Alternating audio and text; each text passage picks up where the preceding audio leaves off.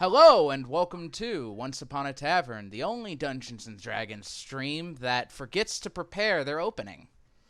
Woo! That wasn't very funny. I forgot to prepare my opening. Terrible. Terrible. I never would guess. It was like a perforated sheet of paper. You It was covered terrible. that up so well. Did I ruin the illusion? Hello, thank you so much for joining us today. First, we have a lot of exciting stuff to get to, but first we just have a few announcements to get us started. First and foremost, if you are watching us and would like to watch our past episodes or want to come back to this, you can check us out at our YouTube channel, bit.ly/onceuponatavern, no underscores between the words there. You'll find all of our episodes from episode 1 all the way up to episode 21. You can see the such exciting episodes as Zook Gets a Hat, or Zook is Called Zonk, or oh, hey, our little support bar's back. Sorry. Or the party fights an aboleth. All of these things are available on our YouTube channel and in podcast form. Episodes are up on YouTube on Tuesday after the stream, and episodes are up on all podcasts on the Sunday afterwards. So last week's episode just went up today in our podcast. So you can listen to those wherever podcasts are found. Second of all, Bill, what do you know about our patron? Oh, we got it. We got a resub from Mark. Thanks, Mark. Mark? Bill, what do you know about if people wanted to subscribe to us, but they're like, Twitch a subscription, not really about it. What else could they do? Well, a great option is something that we've started recently called the Patreon, patreon.com/onceuponatavern. That's all just one word. Patreon.com/onceuponatavern. And you will be able to select a membership depending on your challenge rating. So you have 1/8, 1/4, 1/2. So pick a challenge rating, and then you'll be able to most of all support us, but you also get some perks with that as well. So, yep.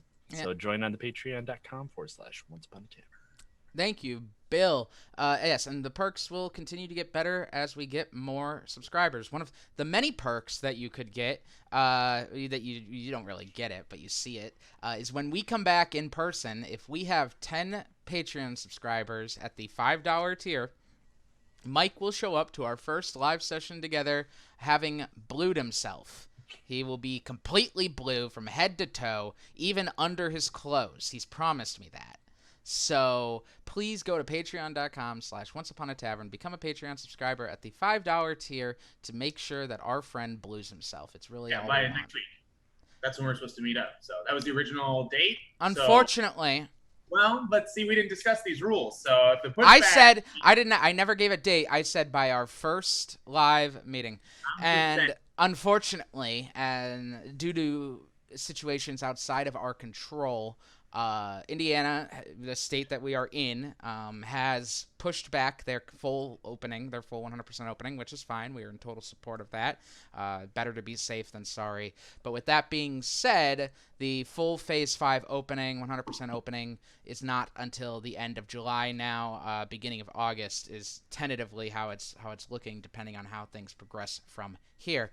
So we want to make sure that we stay safe. We want to make sure that the people who help us put this all together at our new location stay safe. So with that being said, we are pushing back our first live meet date. I've told all of them all this already, so it's not a shock. So just so you all know, nothing changes on your end. We are still going to be playing every week, every Sunday, 5 p.m. Central Standard Time. It's still going to be digital, just a little bit longer. Don't worry, we do have good stuff being cooked, so once we're all back in person, it'll be much better than anyone else who has recently started up their in-person game. I promise that. Damn right. I promise it'll be better. Right. Tell them what channel not to watch. I can't do that. I think they might cease and desist us. Wait, who is it? Can't say it. Me? No. Yeah, they're very critical of these kind of things. Oh no! Hey, Roll with it. we all got a role to play here, okay? It's fine. Anyway, without further ado, I have no more announcements. So let's dive in to tonight's episode of Once Upon a Tavern.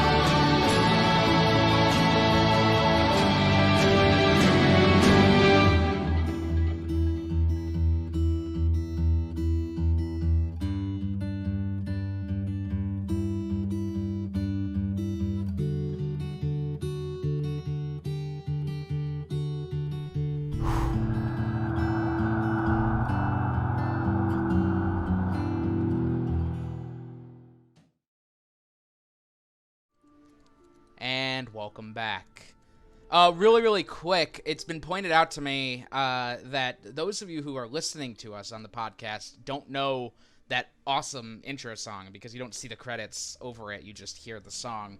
So I just wanted to say that song is In Effigy by Mind's Horizon, who's a fantastic prog metal band in our area. They need to be more than just our area. They're a fantastic band. You can find them at Mind's Horizon, wherever you listen to music. And then what is their Facebook, Colin? Their Facebook is facebook.com/Minds Horizon. That's what I thought. I just wanted to be sure. So please go check them out. They're really great, and that song only scratches the surface of their incredible discography. And they're still putting out new music regularly as fast as they can before one of them has a child. So go check them out. Good people. They're great people on top of that. So please go support them.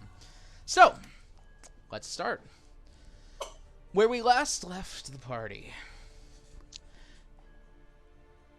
You all, after saving High Commander Girgagax from the many assassination attempts on his life outside the gate on the day of the Great Opening, the first day of winter, were confronted by a gargantuan ancient flame dragon.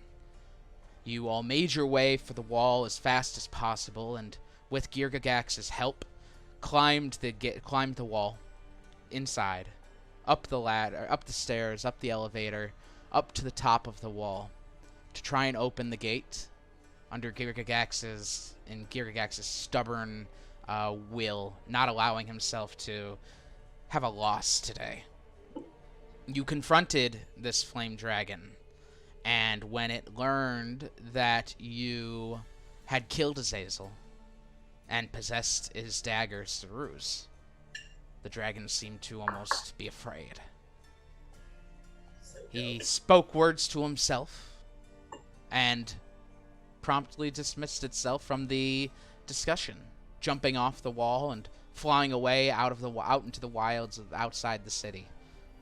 The rest of you turned the wheel to open the gate, and the very old system, which has not been used in years, has rusted and decayed, snapped. Chains went flying across the wall, tearing apart the center area that held the gate. The gates fell off their hinges and smashed into the square below. And you successfully opened the gates, despite a little bit of destruction. Managed to survive as well. From there, you all went to rest, went to eat, regroup, and decide your next plan of attack. Deciding that Nardo and Deb still needed to be held accountable for their actions, but knowing you needed more information about this dagger, you sought out Deliria Cortesana, a very old high elf who is the owner of a shop called Deliria's Oddities. Once there, Joe presented the dagger to her, and she gave you information telling you it was Seuruz. It was an infernal weapon born from the belly of Girion, the archdevil. And she also informed you that you could speak to it, as long as you attuned to it. After some discussion, and Grimold briefly offering himself up, Jo decided to attune to it herself, and went to the back room to work on that. Meanwhile, the rest of you discussed with her, well, specifically Aldous, discussed with her the idea of a scroll of plane shift. She said she could get one, but for a cost. But also, she had a portal in the back of her shop that she would allow you to use if you do something for her. What that thing is, she had not said until today. Yeah. Jo successfully attuned with Seuruz and opened her eyes to see a floating red orb, slightly transparent, with an eye in the center of it, but not like a human eye, like almost something like a construct almost. And when it spoke with peaks of ferrofluid kind of popping off it. And it said her name. And that is where we're going to start for today. Jo, in the back of the shop, you sit, legs crossed, on the ground. This thing floating in front of you. This unit is Seuruz, number 9686 of 10,211 registered soul keepers. Please stand by as this unit completes attunement. At that point, it kind of just begins to spin. In stationary, just spins, rotates, and then stops. Attunement complete. Hello, Josephina Bartholomew, Slayer of Azazel the Lesser. You are now this unit's new master. How may I be of service?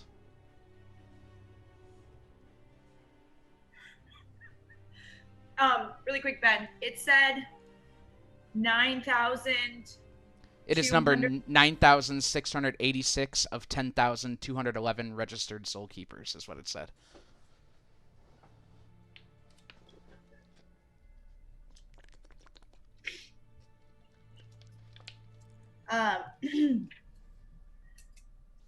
Okay. Sorry, what's my accent? Cordoba, Leon Isla. Okay. Seuruz. Do I have the ability to talk to people that you have slayed? Yes.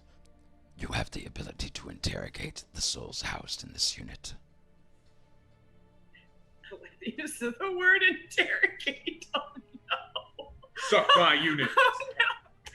Oh no. Okay. Can I speak to? Oh shit. Oh, can't remember his name. Nicolas. Can I speak to Nicolas Bartholomew? Stand by. It spins for a moment. Nicholas Bartholomew, added to this registered soul keeper 14 years, 6 months, 8 days ago. Interrogated 281 times. Stand by. At that point, the room around you sweeps away, and your hair kind of brushes back from like a gust of wind. And suddenly, you are standing in a glowing red room. Stone walls, chains hang from the ceiling. To your right is a table with all sorts of terrible tools on them.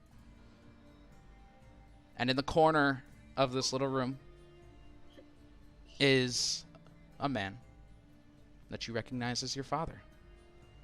He's curled up in a ball and just looking down. He doesn't even look up to acknowledge you. I'm gonna walk over to him. Okay. And then I'm going to put my hand on his shoulder so that I can like see his face like turn him back. As you place your hand on his shoulder, he... No!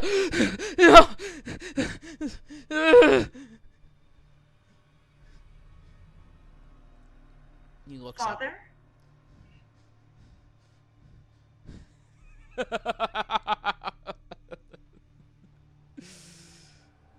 He spits at your face.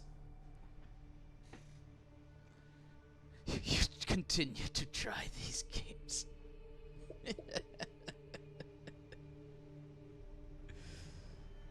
Games? You would not have her. You would not have her. I do not know. You would not have her.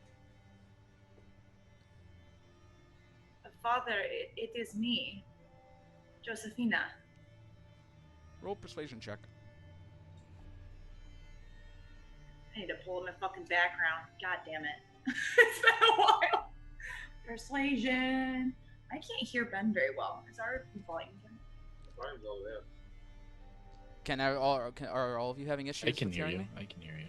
I can hear you. Hear you, Levels but you are got fine. kind of quiet suddenly. Oh, that's weird. I'll try and keep it close. Nice. Is this good? Yeah. Okay. Could you get it more in your mouth? Can you hear me now? Yeah, perfect. There you go. Clears the bell. I got a 17. A 17.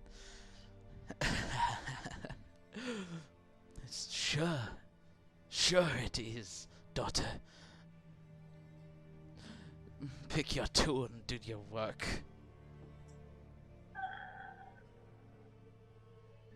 Sorry, I need to let me look at my. Definitely have something that he gave that was his.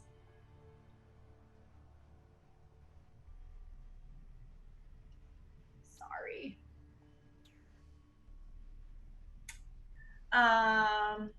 Okay. I'm going to squat down next to him so that I'm standing over him. Okay. Because it seems like he wasn't convinced, right? Right. That's kind of what it, okay. Father, I remember the last day that I saw you. I saw you sitting in Nardo Granado's basement as this man that I've learned his name is Azazel slit your throat. Liam and I were playing in the market, stealing fruits from the stand that we always do. We came home, it was empty, we're in the basement, alone. I saw them kill you, Father. I killed him. I killed Azazel. That is why I am here. At that point, as you say that, you see the red orb of Seuruz just flicker into existence once again, and he goes, She speaks the truth. Josefina Bartholomew is my new master. go ahead and roll persuasion with advantage.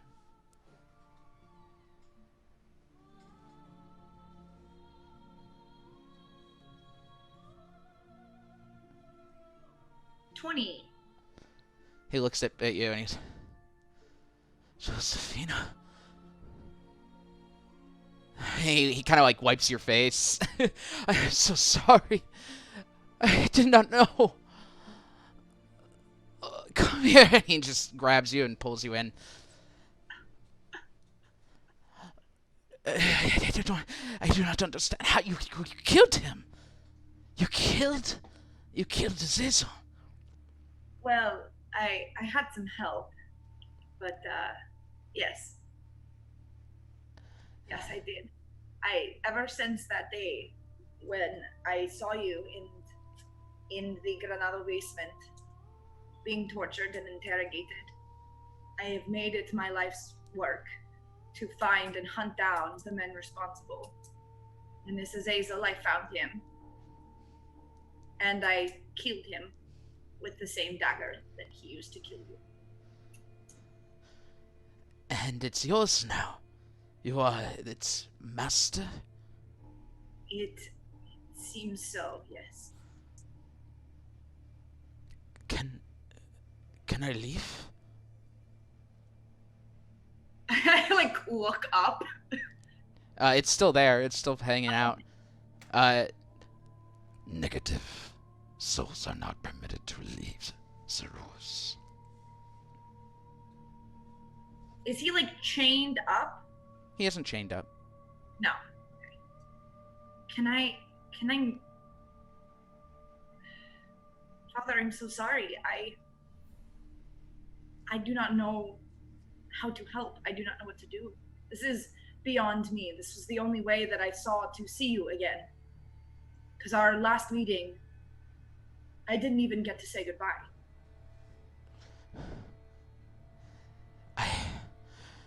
I barely remember those days. It's been a lot of new and harder memories over these past however many years. It says that you have been interrogated hundreds of times. This Azazel interrogated you? Why? He wanted you. Me? Yes. He said you could help him get what he wanted. And He had left me alone for quite some time, but only recently he had done more. I'd imagine 100 of those times or so were just in the last month, maybe? I do not know. do you know why he wanted me? He just said you could help him get what he wanted.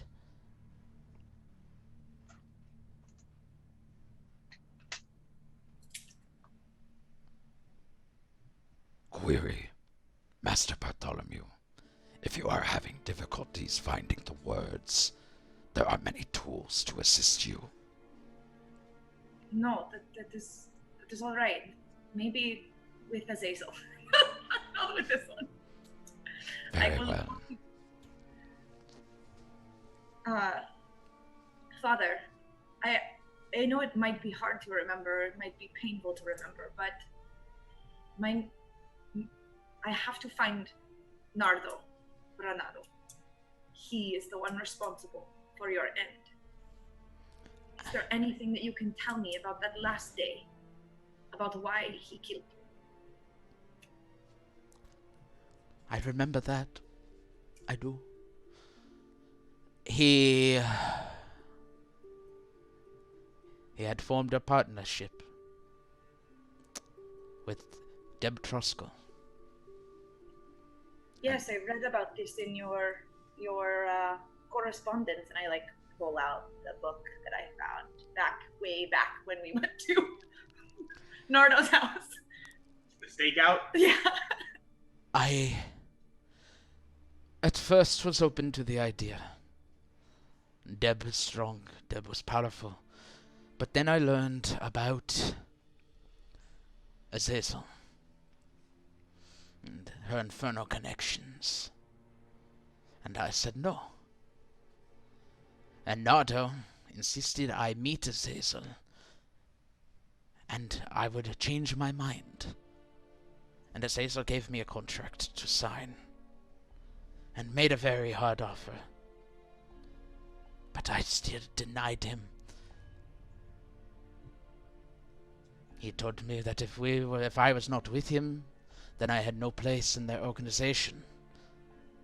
They knocked me out. I awoke in the basement.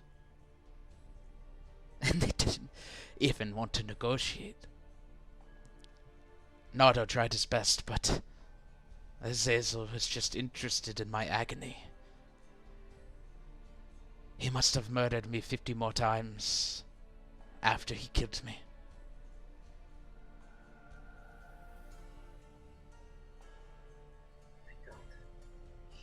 I'm going to take a second to jump back out front to the shop. As the rest of you have been hanging out, just kind of waiting. The front door, swings open. Wind rushes in, the cold wind of winter.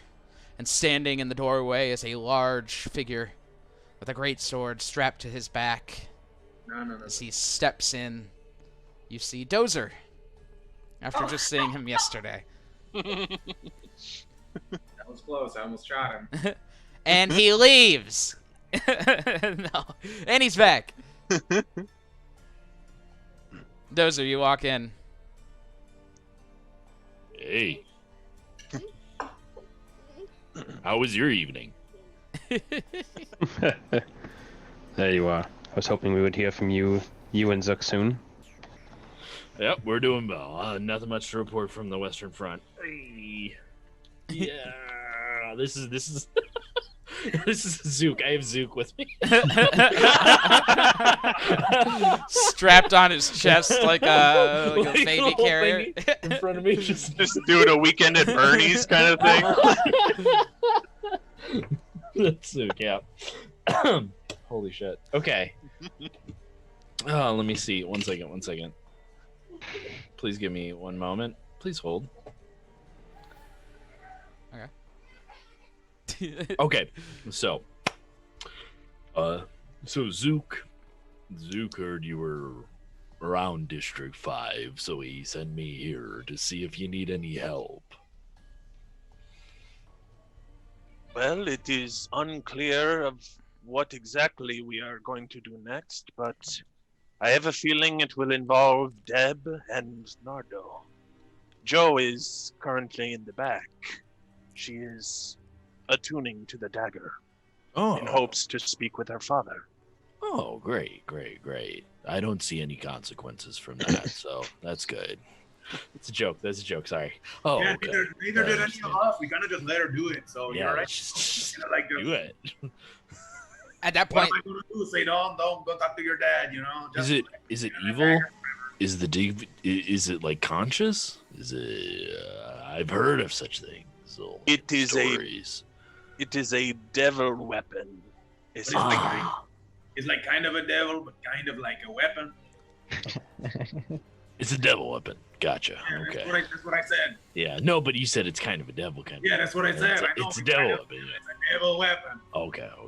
but he's kind of a devil. It's kind of a devil, but it's kind of a But weapon. he's born from a bigger devil, right? The Hellmouth created it or something. Okay. So it was created.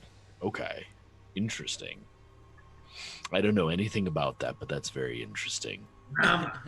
Somebody ask about Nama. at this point, the curtain flings open, and Dozer, you see this very tall, lanky, bony, old elf woman, dark jet black hair, and gaunt, incredibly gaunt, and wearing a very low-cut dress. She's too tall to be normal and too long to be real, and her long fingers kind of come out, and she goes, "I've thought of something." Ooh, the lever. Yeah, exactly. That's the wrong lever. Okay, sorry. Somebody watched the stream from us. My dears, I've thought of something for your little task of getting to another plane. Yes? I could let you use my portal, but I need something that only strong, powerful adventurers could bring me. What is that? The gem of a horned serpent. Now that the gates are open, I'm sure that you could go out there and find one. They used to roam the countrysides plenty back in the day. Have I heard of a horned serpent? Roll a nature check. I was going to do that. 11. Boom. Ooh, that is a 19. A 19. Sinrig, you have heard of horned serpents, actually. They are large snakes. The size large, about 10 feet long usually. They are named horned serpents due to the horns on their heads. They are snakes with horns on their heads. They are known to bear magical plagues. They wander in the wilds. They tend to travel between lakes, ponds, and deep rivers. They don't really stay in an area for more than a few seasons, but they live primarily in the water and venture onto land to hunt. Their gem. They have a gem on the forehead between their two horns, and it's known to cause disease and also protect their mind from being detected or located or scryed upon. Resistant to fire, immune to necrotic and poison. Oh, is that all? I have heard of these creatures. Do you know of any around here? No, but I haven't been outside the city in a while, but they were once able to be gotten. Have needs for their gems, and adventurers used to get them for me, if you know what I mean. Sounds like they got them for you. Yeah, I don't know what's there's implied by something that. I there. don't understand. So you're saying like, so wait, I just have a quick question. You knew about like this outside world before then? Maybe. So you don't believe no bullshit about like Abraham and the thing and the wall and all that? You don't believe in that? The aboleth under the city. I didn't believe a word he said. How come you didn't do anything about it? No one asked me to. And I don't really get my hands dirty, if you know what I mean. I prefer other people to do the work. Okay. I was just curious, you know. Your moral compass is a little skewed, but you know, hey, that's okay. Aren't all of ours? So No, will you... mine's pretty straight and narrow, you know. Do good, don't do bad. Bet you are straight and narrow. Okay. Is anybody creeped out by this lady? I don't know what that means. Is that a come on? I love this one. She comes around the counter, actually, upon you speaking to her, and she goes, "You're new." I am made of metal, and I literally got a shiver down my spine looking at you. Interesting. I look as I look down upon her, you know. She kind of like runs her finger along you, Oh. and she's like, "Who woke you up?" You know, I've been trying to figure that out myself. Do you have any clue? Have you noticed any other Warforged like me? I just one day started noticing the beauty in the world, and it just made me happy, mad, sad, and all that stuff. Sorry, I don't mean to get emotional right now. It's just nobody's really talked to me about this. It's like nobody's really cared about it, and it's like, anyway, I'll do that. What I mean to say is, have you heard anything about any other awakened Warforged?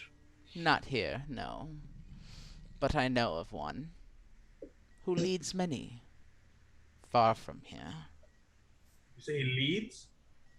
Yes, he's a lord, or so he calls himself. The Lord of Blades. Lord of Blades. Nope. Blades. Okay. Yeah, why is your name that cool, Dozer? I wish I had a cool name like that. I don't know. Sounds Maybe edgy. like the Lord of. Very, very edgy, actually. I haven't heard from him in many, many years. No pun intended.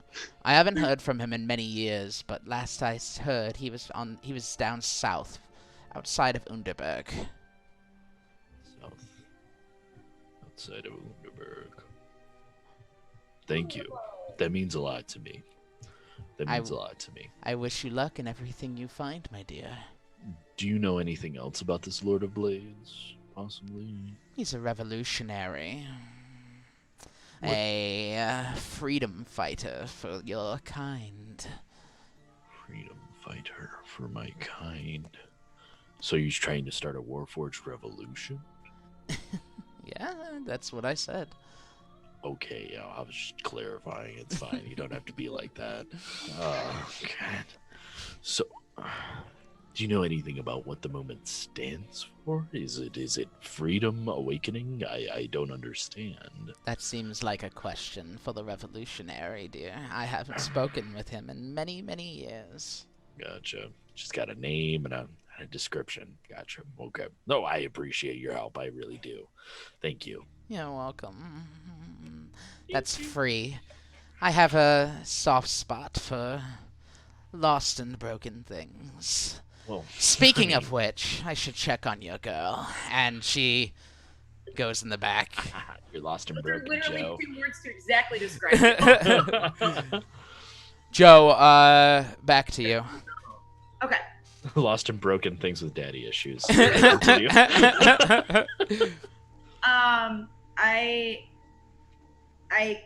He mentioned something about a contract, I think, right? Yeah, he's...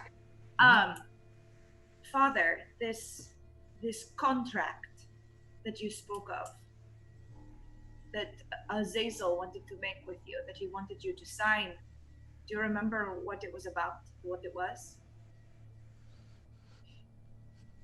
Not really, no.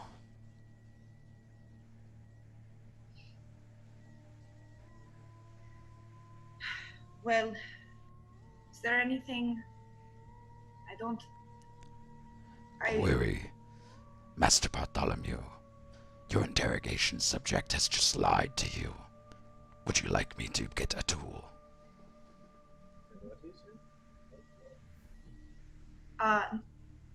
Is this said out loud so that my father can also hear it, or is it like... Yeah, it's sitting next to you. It's like hovering over your shoulder, basically. Oh, okay. And I just kind of like lean in closer. Father? Are you alright? What was in the contract does not concern you, Josephina. Do not worry about it. It is the past. But Father, Nardo Granado still lives. And it has nothing to do with Nardo Granado. Okay. It's fine. I will ask Azazel. You will do no such thing. Why not? You cannot talk to that monster. Well, I killed him. I can talk to him just like I... It is still a devil, and even if it is the soul of a devil trapped in some whatever this is, you still cannot fight against him. You can't speak to him. He is stronger in wits than you, Josephina. He is stronger than me. It is beyond us. We are simply mere humans. While that may be true, I have defeated him once.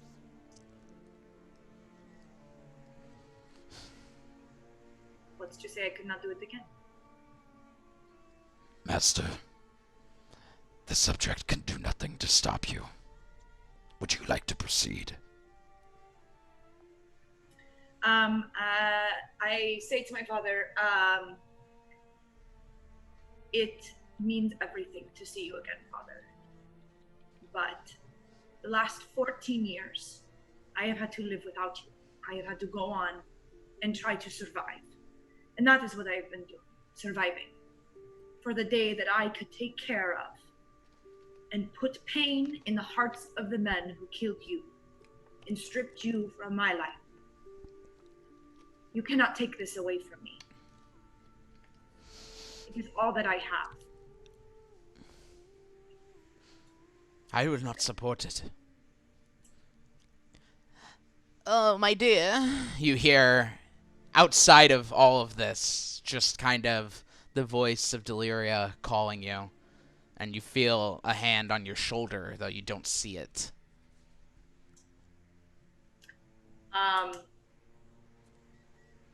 I hope that I can speak to you again, Father, but I must go. Ending interrogation. The whole room just kind of breaks down, and you realize now you're just sitting, cross-legged, and Deliria is over you. She goes, "How is it going, dear? You find what you're looking for yet?" Well, not entirely, but I'm hoping that I can find some more answers soon enough. Would you like me to tell your friends you're still working on it? Yes. Very well. And she walks out. Sorry everyone. It is a little harder to attune to it than she expected. She is working on it, and will be with you as soon as possible. Is there anything I can get you at this time? I love the extra syllable she added on.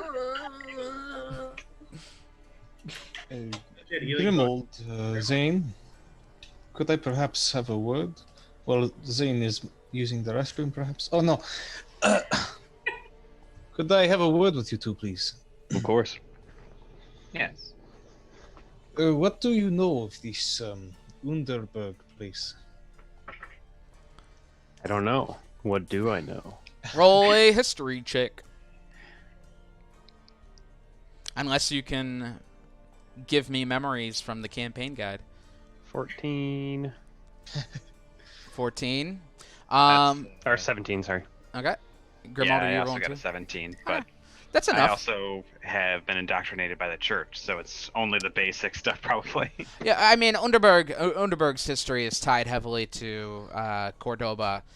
So in the old days of the country, Praxia, before all this end of the world shit fell down, Cordoba was the capital of Praxia, Cordoba, which is now New Praxia, and Underberg is the other major city in Praxia.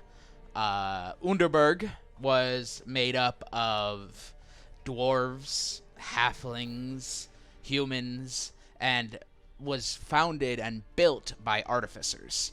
So think of it as the city of tomorrow.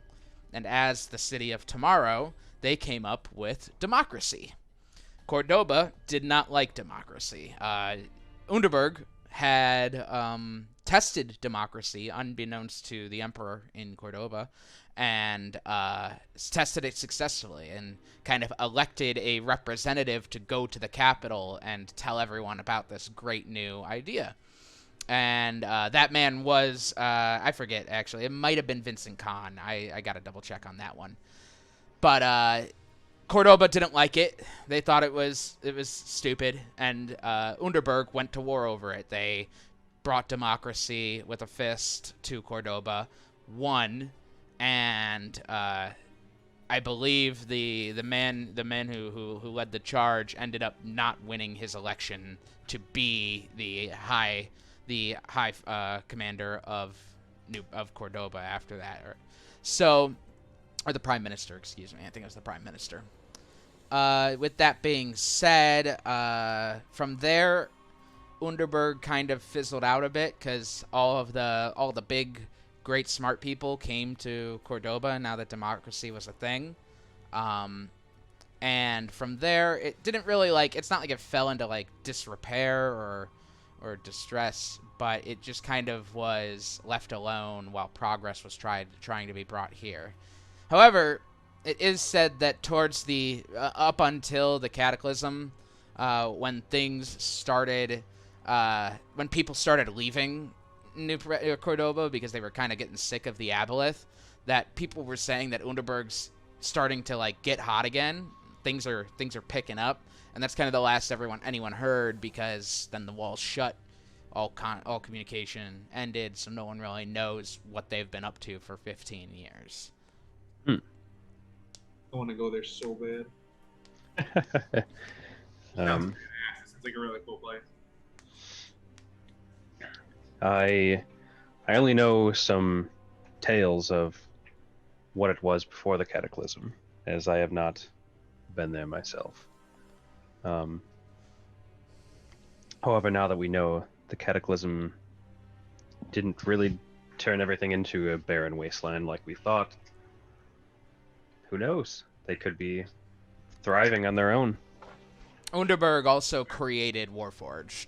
They invented them. And it was Chancellor, and it was Vincent Kahn. It was Vincent Kahn who wanted to bring democracy to the country, and he ended up losing his election after he did so. He was no longer Chancellor. Vincent Kahn's also the same dude who became a senator at one point. He was the one who was the main person who questioned pretty much everything Abraham was talking about, which led to him kind of leading the civil war within the walls of New Praxia when all that shit happened. And now he's been disappeared for a while. No one's heard from him. Well, it seems we kind of wanted to see what life outside the city was like, regardless. So perhaps it would be in our interest to travel there. We could maybe find some answers about Dozer as well. Yes. Maybe they have a plane shift scroll. It appears Donovan Makeup is there. And I would, of course, like to go there once we can. I think maybe we should help Jo with her situation first and make sure things are okay here, but I would like your help in this. I would be more than happy to. We also need to find out where we can get this horned serpent. I could perhaps track one. Maybe Delaria knows where her adventurers found them before. They don't always stay in one place, but maybe there's a hotspot sort of thing. Hotspot. Fresh new hangout for all the horned serpents. The hottest new place for horned serpents to hang out. You roll up, there's some horned serpents, like, kind of leaning on a wall, smoking a cigarette, and like, what the fuck you doing here, nerds? Nerds. With spiders and flies hanging out in the corner. Every horned serpent that comes in gets a lay. We want to know about all horned serpents in your area. Do you know how far the travel Underberg would be from here? Do we? Would that be history again or like nature? With that history check, it's good enough. Okay. It was about I believe it was like a 2 weeks travel by horseback. Yeah, easy peasy. Approximately 2 weeks. So it will be quite a journey. Yeah, as long as everyone, like I said, we take care of Joe's situation and hopefully everyone else is on board with this. I think Dozer would be, and therefore Zook, if his son is all right. As you guys are hanging out at this point, you all just hear in the shop all of a sudden, dung dung dung dung dung dung dung dung, and Deliria's like, oh, new items. What? Shit, yeah? Is it a scroll up plane chair? Go ahead and someone roll a persuasion plus a d10 for me, just to see what she's got. Oh my god! Fuck, dude! It's a 20. Who's a 20? Mike, be cool for like 2 seconds. Did you already roll? What do you got? Oh, I got an 11. That's plus the d10? Oh no, 18. Okay. I rolled a 4, dude. All these persuasion rolls, like to fucking for items, I suck at, but for role playing, I'm good at. So. Role playing, I want to be min maxed.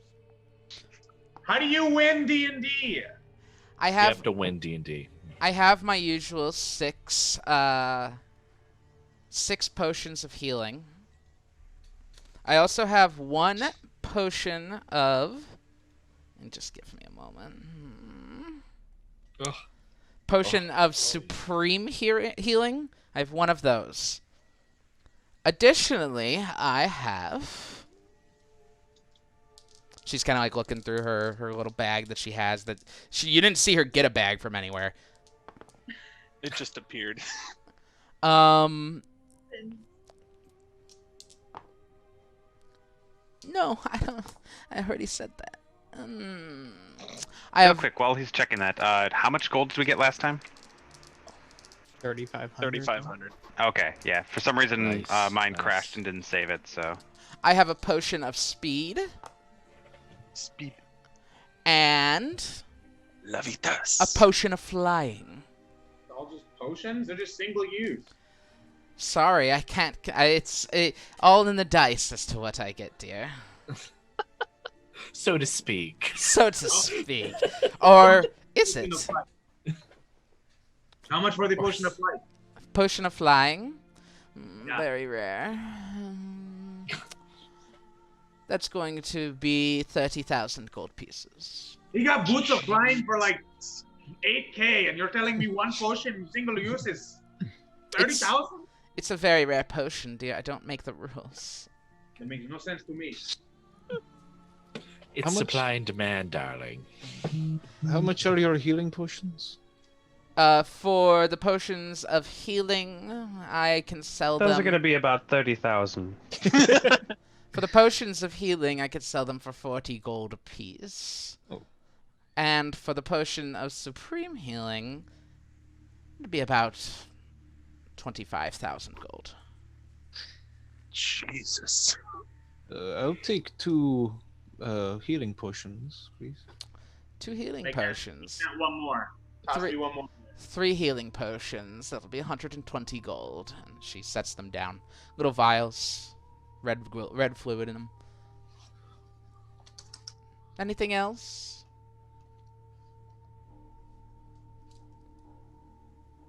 Very well. In the back, still. Joe, you have been left now to continue what you were up to. So, what do you do?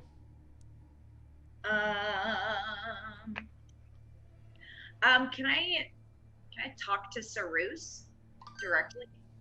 As you want to talk to Seuruz, as you even think that you want to talk to Seuruz, Seuruz appears immediately. Hello, Josephina Bartholomew. Seuruz, what can you tell me about the souls that you keep? When I am talking to them in here, do they have an effect on me?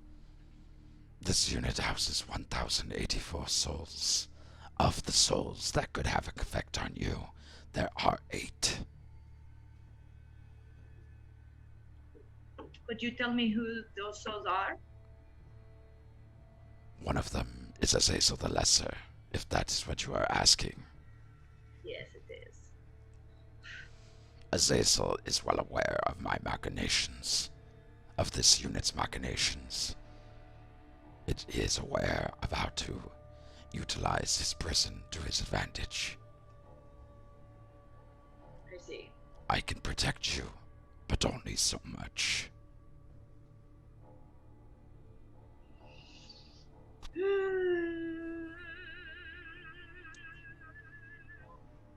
Okay.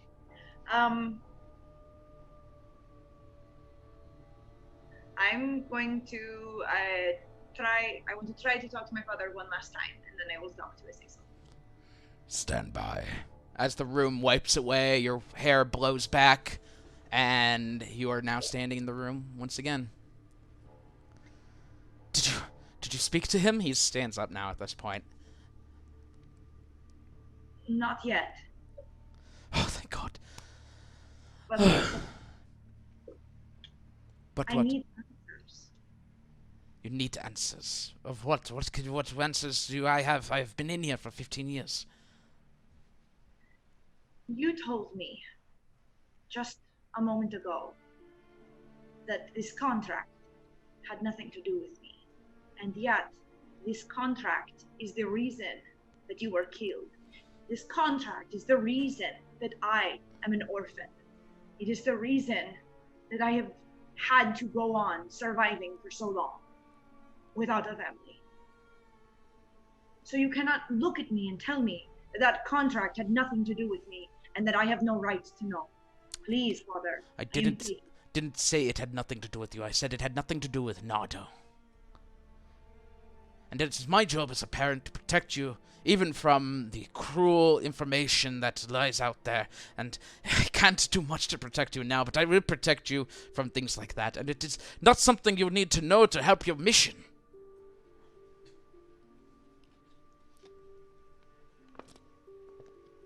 Okay. If you cannot give me answers, then maybe the man who made the contract can. Roll a persuasion check. Roll it, baby. Not good at these. Yeah, you are. No, I'm not. I'm beginning to believe. Today. It's not that day. No, it is that day. I rolled a 5. Oh, Shoot, I tried. Well, damn. where was that motherfucker to pop in and give you advantage this time? Grab one of them tools. See what they do. Oh. Do it. Do it. I have to beg you to not pursue this. It is not important, I promise. And going to speak with him will only get him what he wants. And that is what? You, apparently.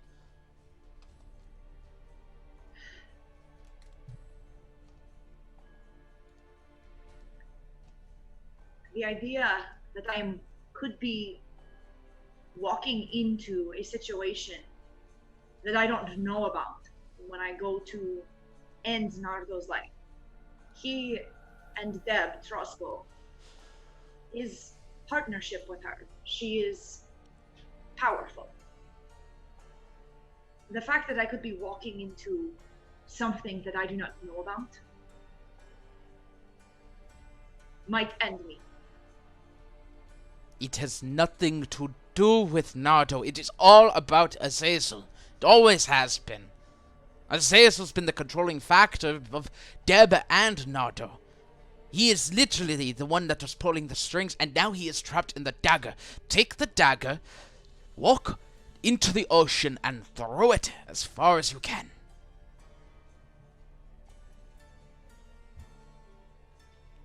It is over. You continue down this path and you what? You kill Nardo, then you kill Deb. Oh, but Deb has a sister. You want her to suffer, go kill Carney as well. Oh, but Carney has Nama. Oh, now go kill Nama. It's one after another. You're going to keep killing until there's no one left to kill, or until you die yourself. You got the one that was in charge. You got the one that killed me. Just be done with it.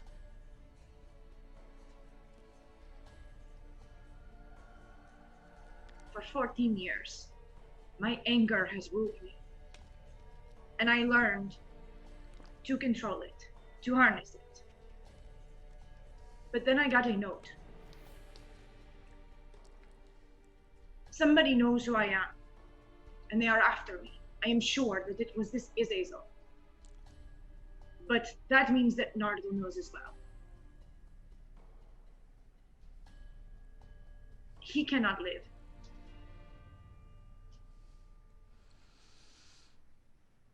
You hear behind you. Master Bartholomew, I have prepared Azazel's chamber.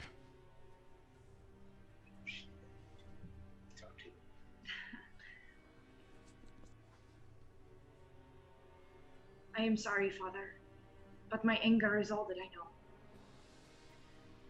And I do not want it to rule me forever. So Nardo must be taken care of, one way or another. It is ruling you now. Do you not see this thing behind you is just playing you? That may be so.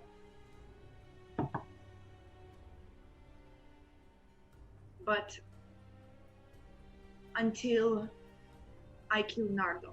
My past still haunts me. I have to kill Josefina Bartholomew's mother. I am not her anymore. I stopped being her 14 years ago. My name is Joe Bartley now. I am not the girl that you knew me. Would Master Bartholomew prefer I now refer to her as Master Bartley? Yes, please. Master Bartley, shall we move on? Yes. Very well. And with that, immediately, before, like, Nicholas kind of opens his mouth, and it's just, he's wiped away. The whole room shifts, and now you're in a very similar-looking room. Place I'm about to die, y'all. the tools on the side, and on at the edge of the room is Azazel, hood over his head, hands up and chained. Let's check in up front at this point, as the rest of you are still hanging out up front, still chatting. Does anyone have anything else they want to do? So it's been about hour 15, hour 20 minutes now at this point. Coming up on an hour and a half, I'd say. Delaria is just kind of like polishing some stuff at the counter right now, as you guys are all just kind of hanging out, sitting around. How many potions did our party end up buying? Tyler bought 2, right? Yeah, you bought 3 Three altogether. 3 altogether. I'll buy a couple. Is a couple too? Yes, that seems like a pretty good number to me. I mean, I have the 3rd one here. You may as well just buy this one too. It's not like we're not going to need it, so might as well. Attaboy. And she takes the 3 potions and sets them down. 120 gold pieces. She holds out her hand, her fingers very long. I give her the 120 gold. My dreams. Oh my god. Thank you. She just kind of pockets it. Those are just regular potion of healings, right? Yep. Not greater or anything. Okay, right. Potions of healing. Madam Deliria. Yes, father? I was wondering, when we spoke to the Aboleth, it mentioned something about the darkened depths being aligned with the tentacled ones, and it was supposed to raise an army to fight this alliance. Would you happen to know anything about that?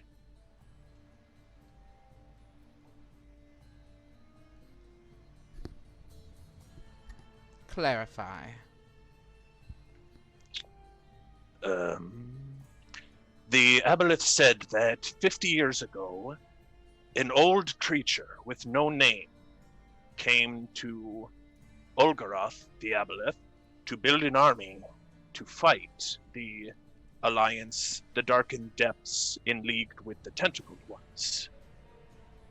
And this was the first that any of us had heard of the Aboleth's motivations as to why it chose to reveal itself as Abraham. I was hoping that you perhaps could shed some light, as we killed the Aboleth shortly after that, before learning more. The darkened depths from the elemental plane of water. Yes. And they are fighting back against tentacled ones. They are allied. They are in league with the tentacled ones. Something that is apparently very dangerous, because the darkened depths are supposed to be in chaos.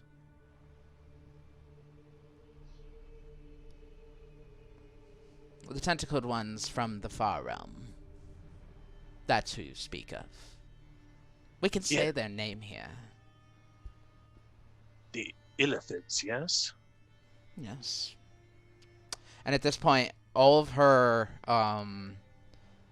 Her flirtatiousness is gone, and she is suddenly very serious.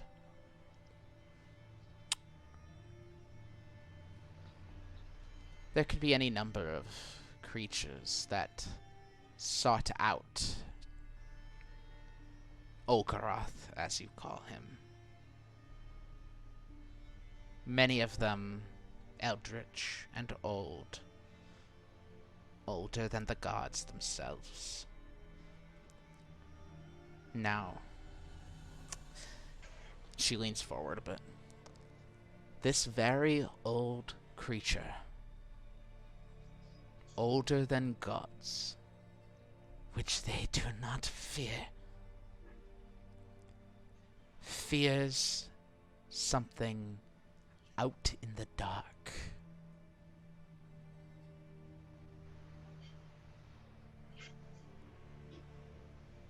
Yes. Does that scare you? It is concerning.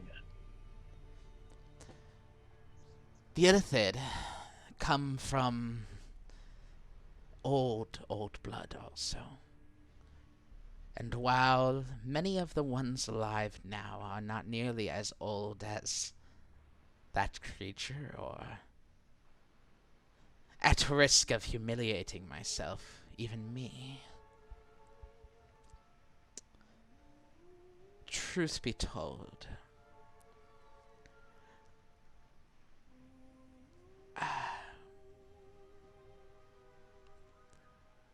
I don't know what it is out there.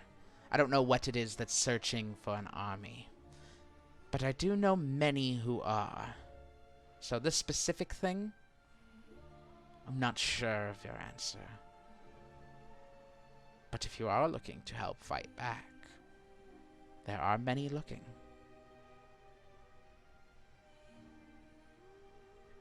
People looking to fight the Illithids? People looking at surviving the Illithid.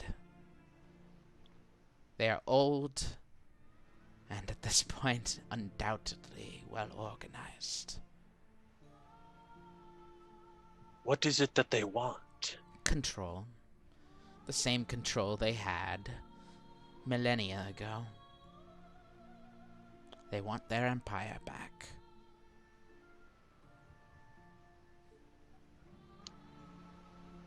So they are conquerors. Land itself is not as important to them. They are conquerors of minds. They call it a mine. Minds. A mine!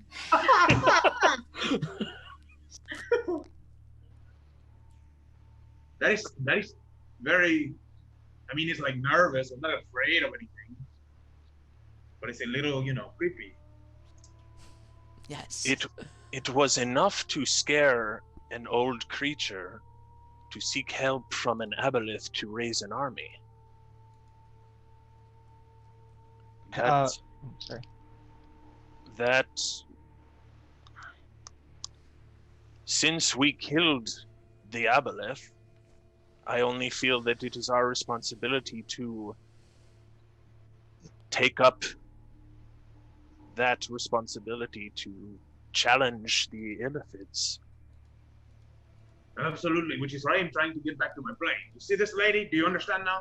Are you not afraid enough to give me access to the portal now? Can I just go? Because I go, I come back, then you get to know what's going on, I get to know what's going on, and you need to get the hell out of Dodge, you can go. Roll persuasion check. Honestly, he has not shut up about this scroll of plane shifting for like a good month. I would just give it to him. It's a 15. I was trying to aid you, but it's fine. I've lived through many power shifts. I do not...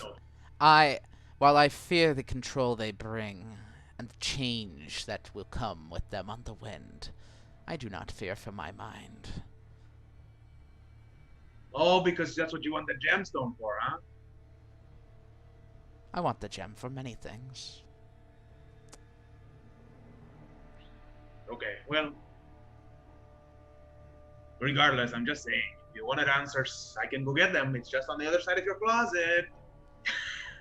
On the other side of my closet, and then, a few blocks this way, a few blocks that way. You need to. You're gonna give me directions, right? Like when I get this stone, you're not just gonna be like, here you go. I haven't been in a while. I'm not sure where the doors are right now. But the good news is, everyone's willing to help in Sigil. Sigil? Yes.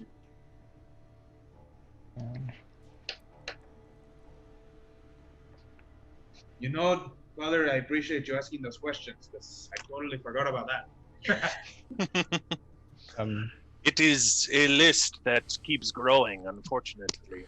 Yeah, we got a lot to do. I mean, I know I don't, you guys don't have to come with me to help with that.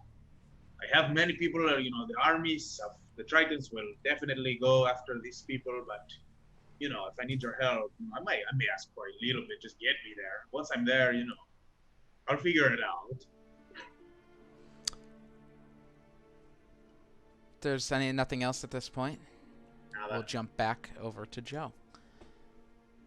As Joe, you now stand in this room.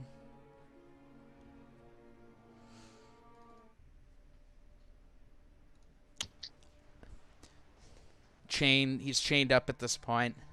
Head's down. He's sitting on the ground. And Seuruz appears before you. Master Bartley, I have taken extra precautions to ensure he's secure. It should buy you 10 minutes at most. I would not stay with him longer than that.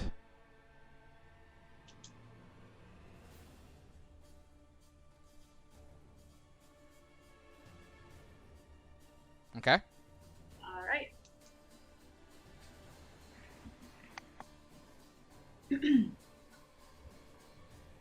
What do you do? What? I was about to say, what do we do? Oh, yeah, no, I'm ready. Azazel, I heard you wanted to see me.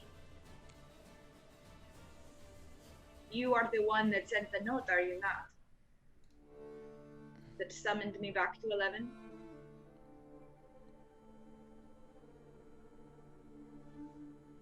Roll persuasion check.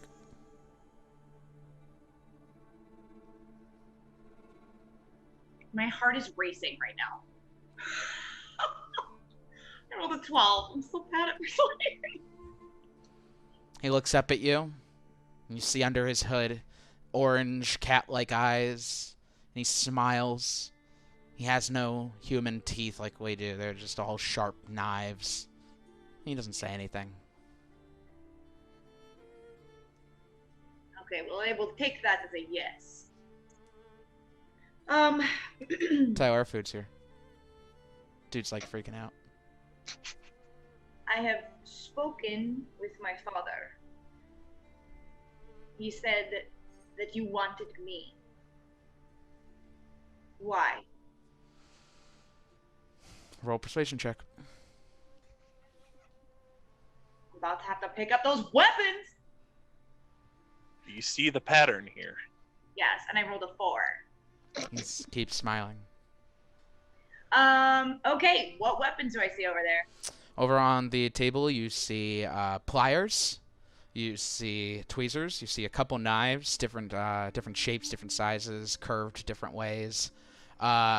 You see what looks like a spoon with like sharp edges on the end. You see a melon baller. Excuse me. For the eyeballs. Bamboo shoots. You see a bucket which smells a lot like oil. You see a couple torches. What else? A bucket of water for sure with a rag next to it. What else? A sledgehammer.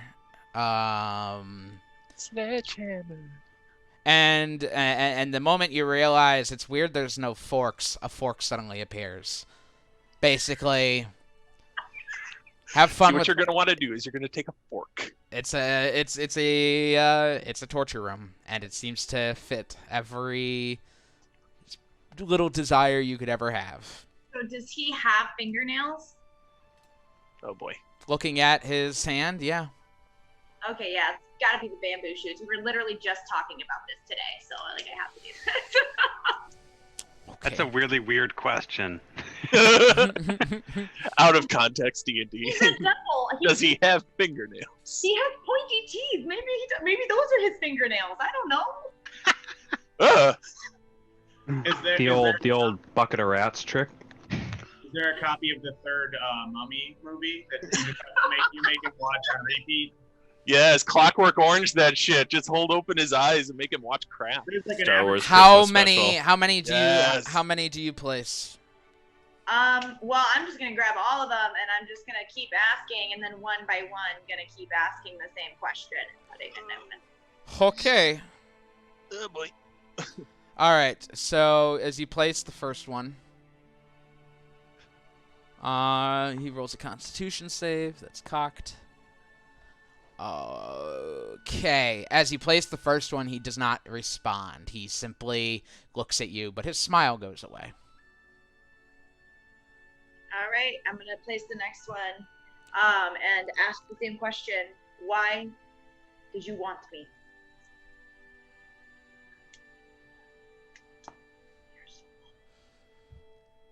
The second time, as you place it in, this time it looks to have strengthened in his resolve as he continues to look at you. Gotta do it again. Okay. He got 10 fingers. He's also probably got 10 toes. True. No, those are also replaced with daggers. He is still standing strong after the third one. Okay. You want another one? Yup.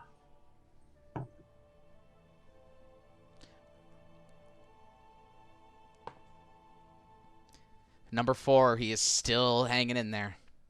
Christ. All right.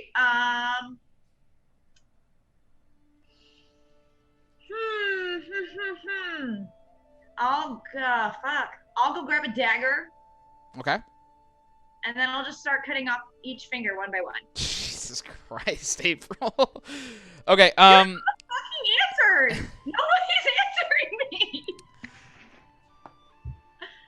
This is all Joe needs. as you go ahead with the first one,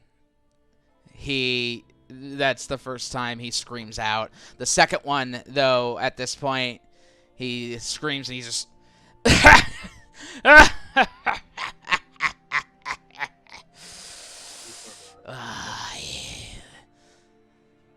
thou art an amateur.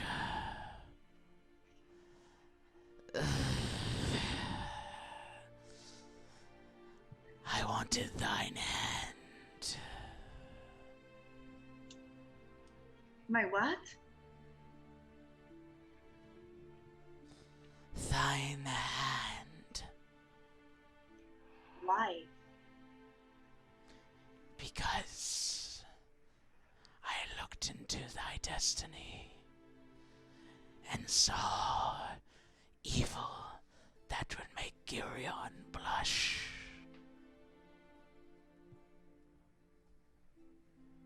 He said, what was the name? Sorry, Ben, I'm struggling to hear you. Can we turn the AC off? Girion.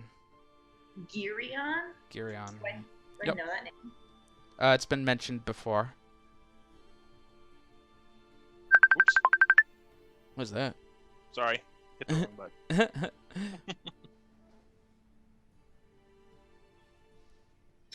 Okay, let me see. Why did you kill my father? Roll persuasion check. Oh, man. Nope. 7.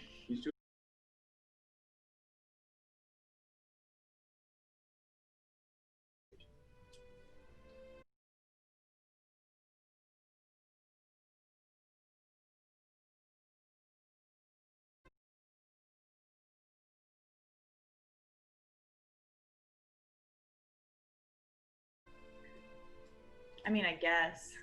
I don't know if it would. I'm cutting off his fingers and I'm just being very persuasive. Not being very, very persuasive. He grunts at the pain and continues to almost laugh at how new you are. Yeah. Okay. So, do I have a sense of how long it's been? At this point, it's been about 5 minutes, a little under. Hey, Seuruz. A little more than 5 minutes. Set a timer for 10 minutes. Oh. Okay, setting a timer for 10 minutes. I'm sorry. I couldn't understand your voice. Use the Google Home app. Seuruz, do you have throat cancer? I don't have throat cancer. Yeah, I'm gonna just, I guess I'll just keep asking. Did I ask all of these already? That's why you went. Did you send? Yes, there's that way. No.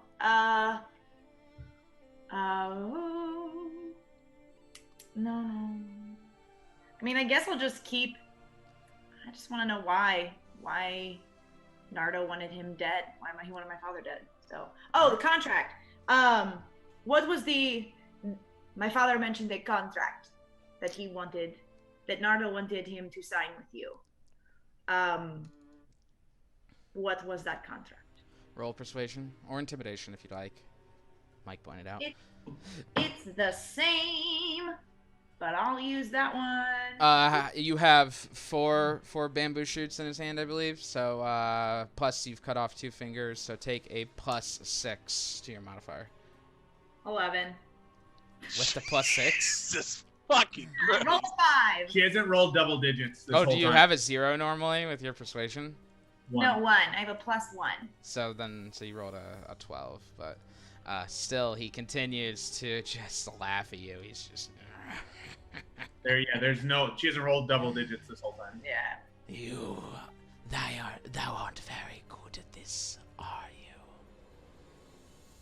Well, I mean, I have not tortured many people, but this is all that I live for. So I will do what it takes to get what I need. He leans forward. Prove it.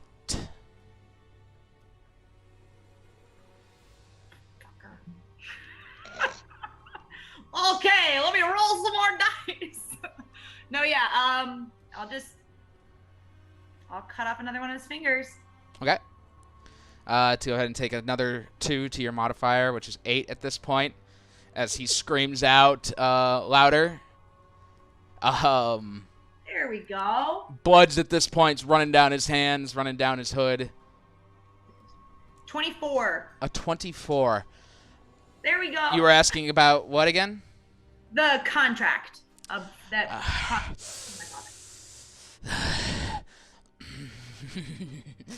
You would not tell thee of the contract.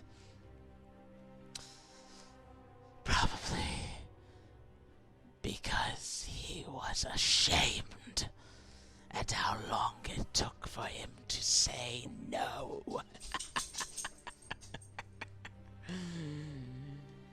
Thy father was offered unlimited power within Deptroskel's army in return for you.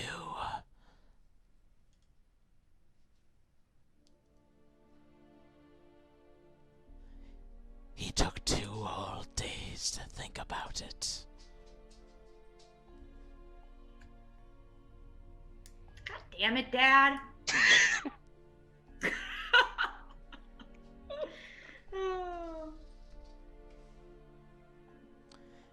When I learned he wasted mine time, I knew he was never going to amount to the same worth you would. At this point, you hear, Master Bartley, 1 minute warning. I love it. I did have like a little Google timer. It's cute. 9 don't want to stay here. Thou do not want to stay here forever. The greatest gift of this place is thou could kill me again and again. The same way I killed thy father. Yes, 286 times. And every time he screamed louder. Tastes delicious. Master Bartley, we must leave. Thou art a coward like him. Master Bartley. I drop the dagger and I leave. At that point, he lunges from his chains just as the whole room drops. And you are now standing in the back room of Deliria's once again. And we're going to go ahead and take a break there because I need a second because that was a lot. So... That was awesome. Trying Plus to the throw. torture somebody is just like the strangest thing in my brain. I did my best there just for the sake of all of us to not DM a very in-depth torture scene. I know, thank you. But I think you did the job regardless. We're gonna take a break. Try to get some food down. We will be back in about 15-20 minutes to find out what is next on this little leg of the journey and where the crew will be going from here. So don't forget, before I go, patreon.com/onceuponatavern to become a patron subscriber at the $5 tier. If we get 10 of those, Mike will blue himself in a month, head to toe. We'll just have to trust the under the clothes because we can't make him take his clothes off. Butthole and all. Well, not on camera. Thank you, guys. We will see you in 15 minutes. If you Bye. go to onlyfans.com/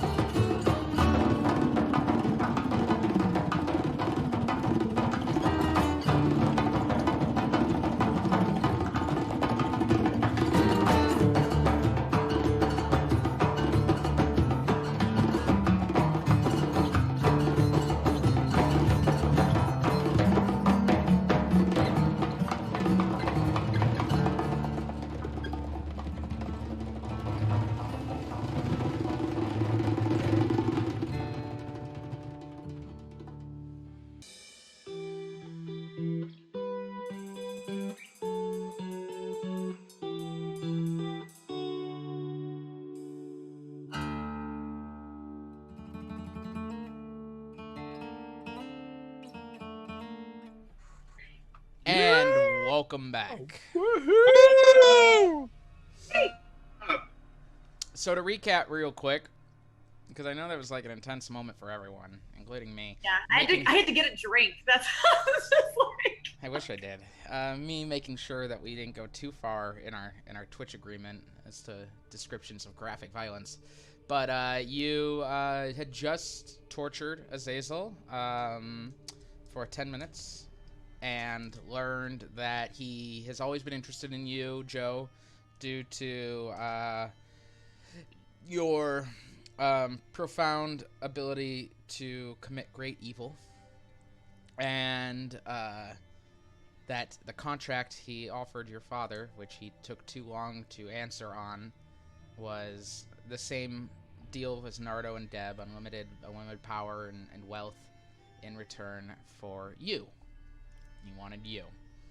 So, we come back just as you've exited the interrogation room with Seuruz, as Azazel lunged forward from you, out of his chains like it was nothing. And you have dropped the room at this point.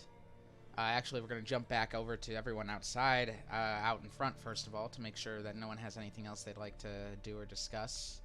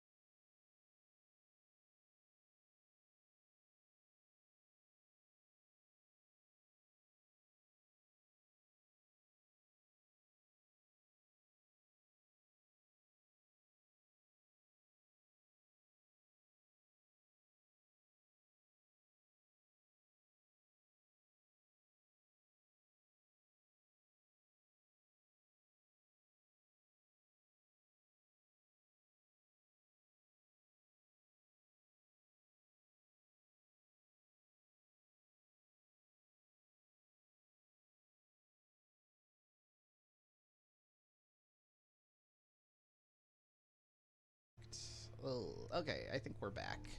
Sorry about that, guys. I don't know what just happened there. I guess I gotta look into my internet. Look into it. We disconnected, or drop frames detected. 10% over the last 2 minutes, a few seconds ago. Damn, okay, I gotta figure out what's going on. But we won't worry about that now. Right now, we'll just focus on the game and fix it as we go. So, sorry about that, guys. Go ahead, Demetrius. It's hard to miss. The ancient dragon, his name is Ibn Fashan. Iba Farshan, yes. Farshan. And he seems to have come from outside the city somewhere. Do you happen to know anything about him?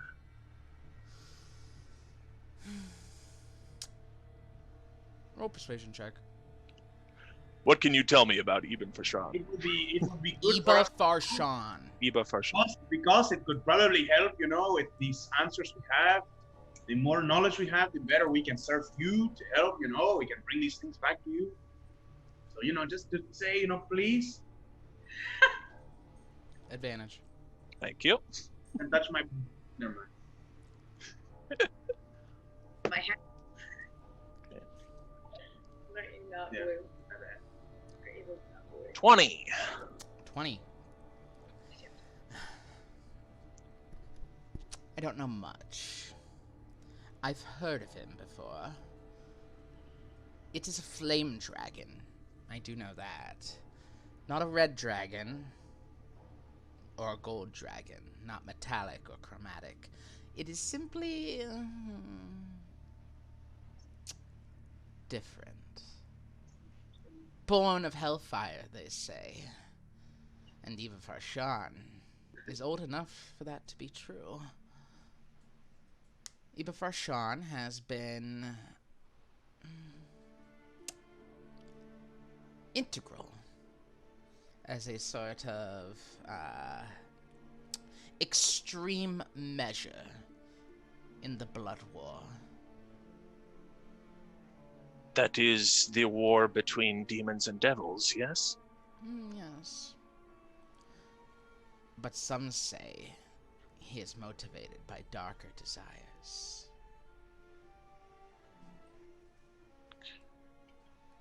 Whose side is he on? That I can't say for sure, but I can say safely his own. As to whether he answers to someone, he certainly answers to neither devil nor demon.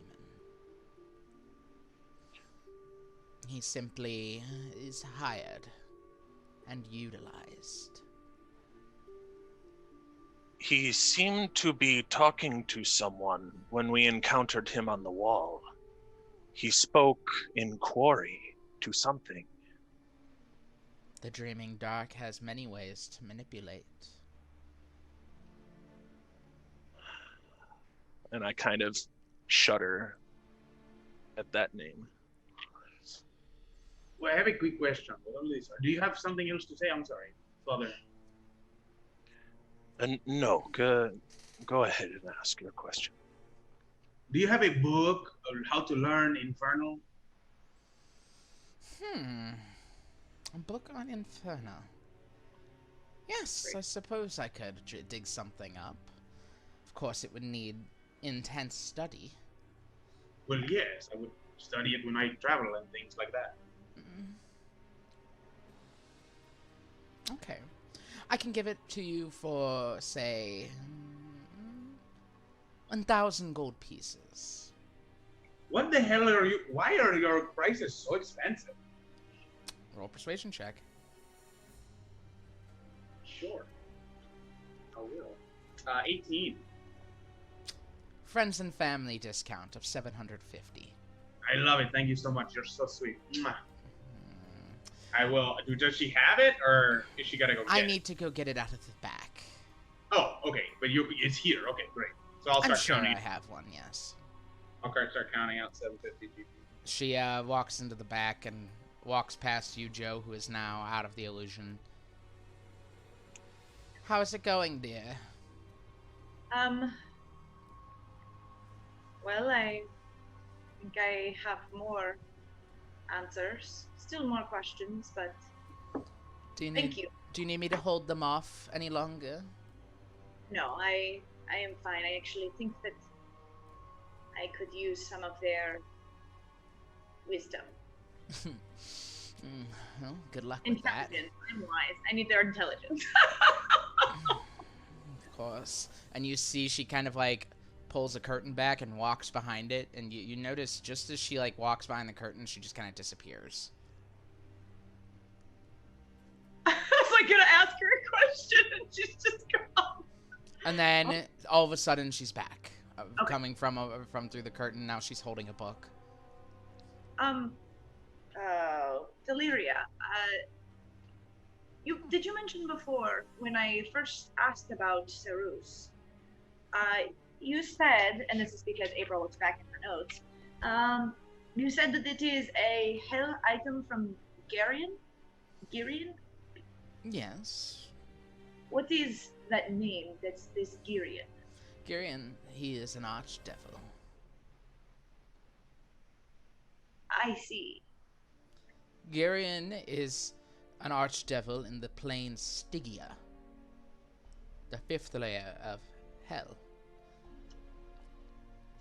He is not the archdevil there. The archdevil there is actually Levistus. But Levistus is encased in ice, punished by Asmodeus. And so there he stays, commanding his troops telepathically. And Girion always plotting against him. For you see, the devils, while they fight the demons, they certainly fight their own too. Always the infighting. Always vying for control in whatever plane or layer they're in. And Garyon wants nothing more than to rule over Stygia once again. Sorry, Ben, can you push your mic just a little? And Garyon wants nothing Jesus! Fuck! Sorry. The other name, Ben, sorry, I didn't Apologies get to the listeners. Girion plotting against Levistus. Levistus. Okay. They're all gone. And Garyon wants nothing more than to reclaim his title as Archdevil of Stygia.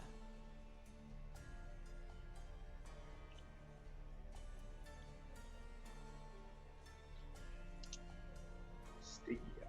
You know much about much. You are a very wise woman, and I am grateful for your help. Age brings wisdom, dear.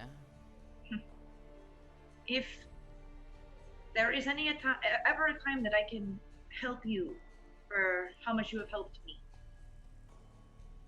I would be more than happy to assist.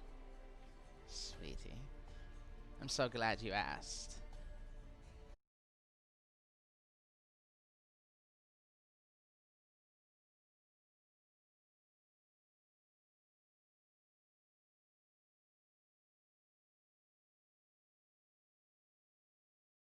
Sending the idiots to get a gem from a horned serpent. I need you to make sure they do it. Okay. Thank you.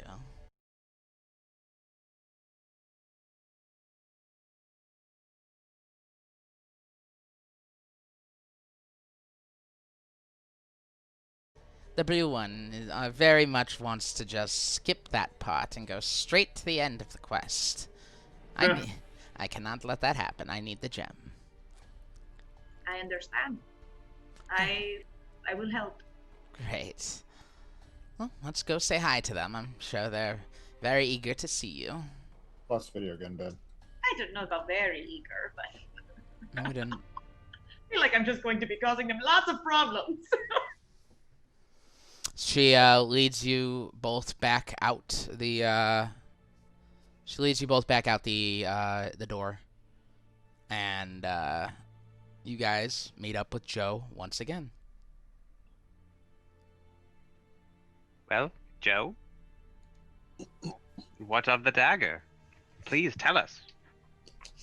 Well, it is like a sentient thing that I can now communicate with. And I can communicate with every single soul that it has taken.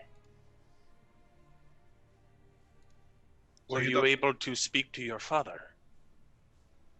I was, yes. I did. I spoke with him. And it was, I think I'm going to need some time. I am being ruled by my emotions right now. And I think that if my training has taught me anything, I need time to understand.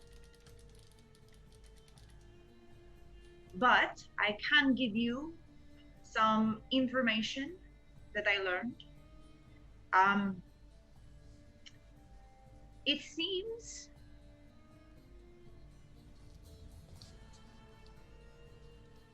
this name was mentioned again, Girion. So it seems that this war between these devils and these demons might be more important than I originally thought. His name was mentioned in passing as I was discussing and talking. Let's see what else.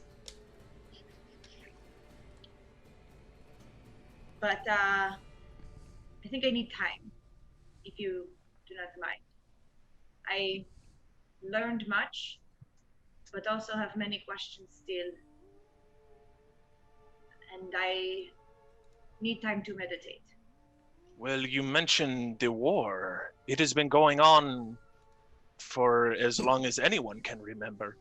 We know that Azazel wanted the ring to turn the tide, And since we have stopped that from happening, the war should continue with no clear side having advantage over the other, yes?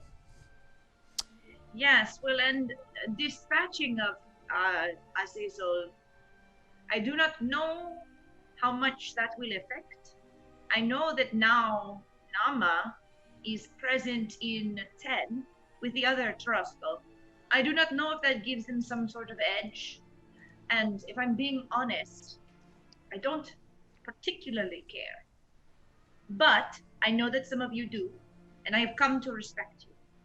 So I thought that I would share what I had learned. That makes sense, as the other Driscoll sister was interested in the ring as well. Yes. I do not know. I was not able to get much information about this war.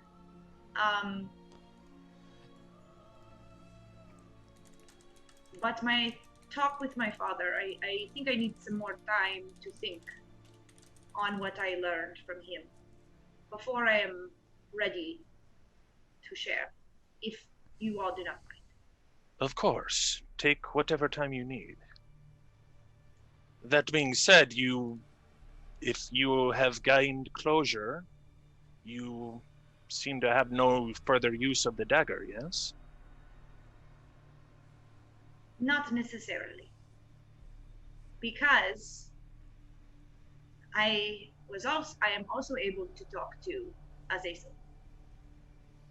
Huh. And what information could be gained from him? Well, information about Nargo, because my mission still stands. While Azazel was the hand that slew my father, Nargo was the man behind it. So, I still need to take care of him. Of course. And so, Azazel worked closely with Nardo and Devtros. I am hoping that upon discussing with him further, I can maybe get something that would give us an edge against Nardo. Do you think he would know where they are now? Possibly. I would like to wait to use it again. However, I have taken a great emotional toll from it today. And you see, like, dried tears just on Joe's face. Of course. Take all the time you need. Perhaps we can try to track down Nardo with more physical means in the meantime. Yes. That is a good idea. Well, what have you? What have you guys been doing for an hour and a half? Well, Madame Deliria has been quite enlightening in some of the growing list of things that we have inquiries about. Yeah, she talked about Elithid, we talk about the dragon Fashan. Eben. Yeah, Eben. We talk about Sigil, which is the place in her closet. Oh yeah, I saw her like walk in and then like disappear and then come back. We're here for the Lord of Blades. Oh yeah, there's a Lord of Blades. By That's Underberg. a very cool name. Yeah, that's Dozer's new title. Yeah, it's very edgy. Oh my goodness! Hi, Dozer! Hey, how you doing? That's Lord of Blades. Yeah, he's an awakened. Maybe we should just go with like Lord of Swords or something. Lord. I mean, Lord. Blade Man. Sharp listen, boy. Listen, hey. Name is Lord of Blades. He's a lord, and he's an awakened warforged. So I figured he's starting a revolution for the warforged, and I thought that would be something that I might want to dig into. So. Deliria was telling me of this quest to go find this horned serpent in order for you to gain access to Sigil. Sigil. Yes. Yeah, you know where that is? You know where the horned serpent is? No, but I will help you. All right, I'm just curious. I do not know anything. That's okay. We'll figure it out, but I feel like we should take care of the stuff in the city first, yeah? Yes, I would very much like to take care of Just kill a guy? my 15-year mission. Yes, so I also have a feeling that if I just kind of show up and show them the dagger, that might help. But I am not a battle strategist. That worked for us before against the dragon. It worked against that other guy. Well, if they know that their devil has been killed. But then Deb Trasco, doesn't she make devils or something? That's what I heard, yeah. Show up where exactly? Show up. Oh, I do not know. That is what we need to go do. We need to go find where they are hiding. Well, we knew they're in the Olgaroth, right? Well, no. Or Alduin. They plane shifted out of it. Azazel helped them. And again, I could ask him, but I would like some time before I do that. Yes. So it seems like we can go back to 11 and ask around. Perhaps Grimald can put out some feelers, and then perhaps tomorrow you may inquire.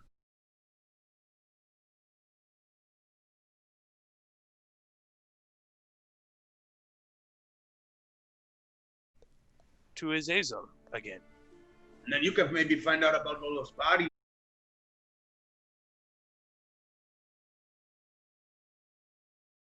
You and Varys.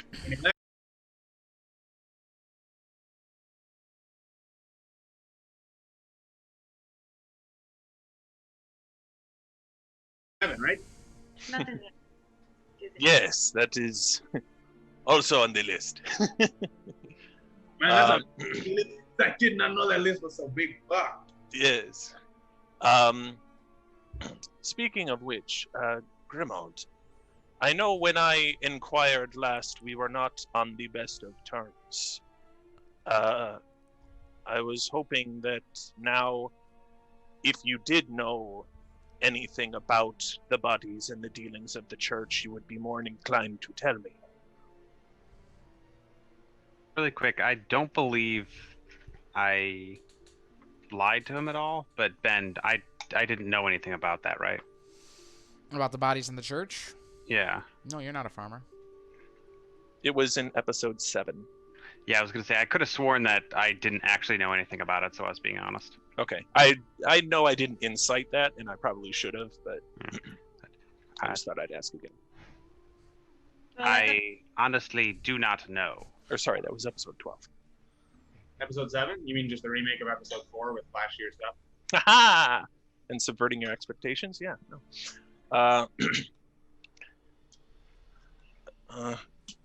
Sorry. Okay, I believe you. Excuse me. Madame Deliria, that's one last question, on my end anyway.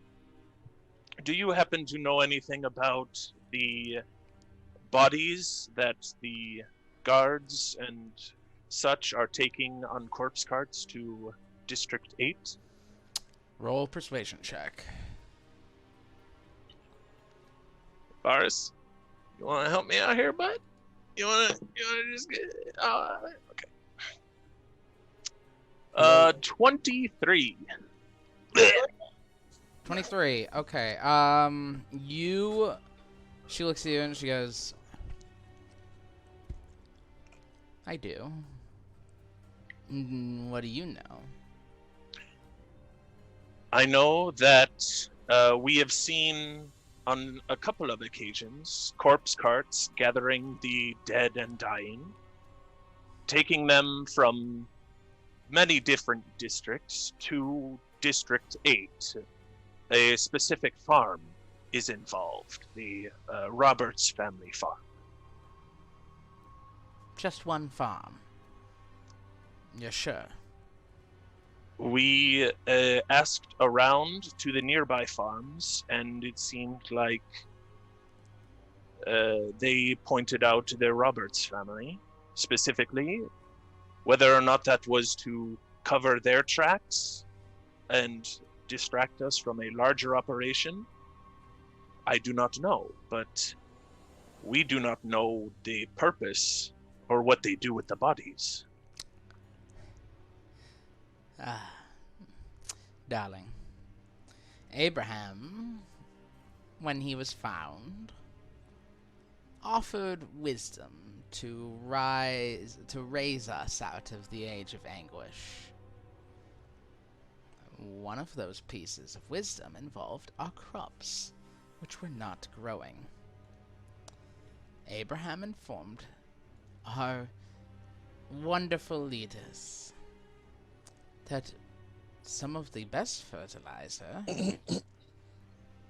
when nothing else is working, is a human body. I'm so glad I'm a vegetarian. They're growing the vegetables That was with a joke. them. That was a joke. They're being used as fertilizer. I thought it was obvious. I suppose I had more... I had thought the worst, being it as a method of the church. Yeah, well, the church are very prone to awful, awful things. But cannibalism, as far as I know, is not one. Now, as to what you believe, and whether you find issue with the fertilization of crops using bodies, well, that's to sort out between you and your god. But I like my corn.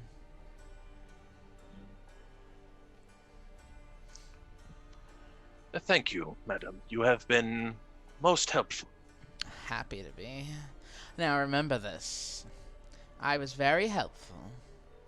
So I hope that you all can be helpful too. Yes, we will tend to getting that gem as soon as we finish up in the city. Should not take more than a couple of days. I don't know. That's what I like to hear. Let's go kill some Nardos. Very well. All of you have a wonderful day now. I hope to see you soon. Farewell. Shall we return to 11? Yes, and we can start looking to see if we have any leads on where the Lords of Hell are holed up. Yes. Alright. With that, you all head outside and make your way back to District 11.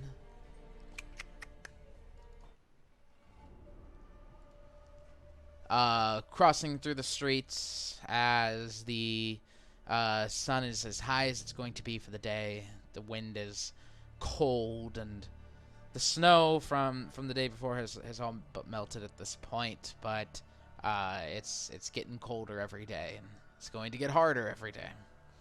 You make your way through the streets, turning right and then left, back, moving south, further south, down to District 11, and back to the clinic.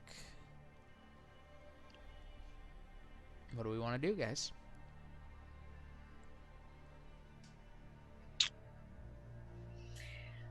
So I have a sort of half-baked idea. Let's hear it. Nardo has come to see his son Leon at the orphanage on occasion, or he has sent one of his minions. Might be possible to kind of take out until one arrives and follow. That's my best connection that I could glean. That is a good option, yes. We could also ask around to probably some less reputable people, if we can find any left. Perhaps, inquire among the worst of the worst. Is there still people at Avernus? Could we not go there to start searching as well? That's where the senator is posted up, remember? Oh, that's right. Yeah. Another thing would be go to the other Troskel and ask her. I got a thing. I'm gonna pull Tyler or Cinderig aside. Okay. I'm gonna be like, a friend have told me that maybe you might have a contact that could help with some information. A certain Black Knight. I am familiar with him, yes.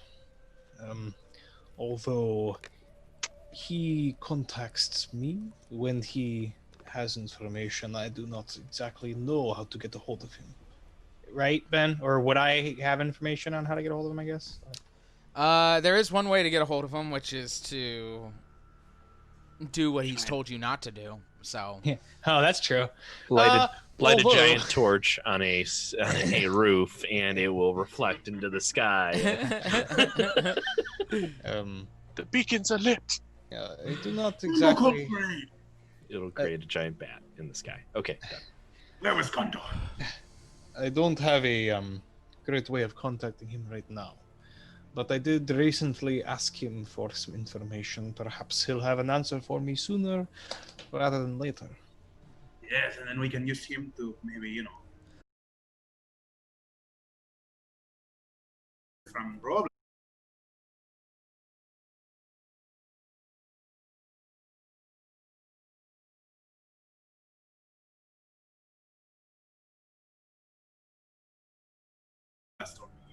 No, it's no big deal.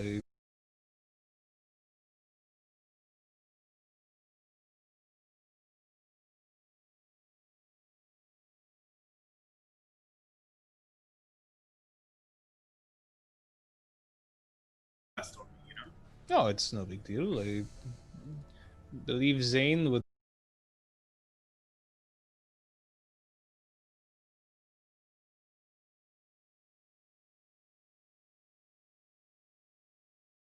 Vigilante work the last month or so, and ran into him a couple times. It's nothing.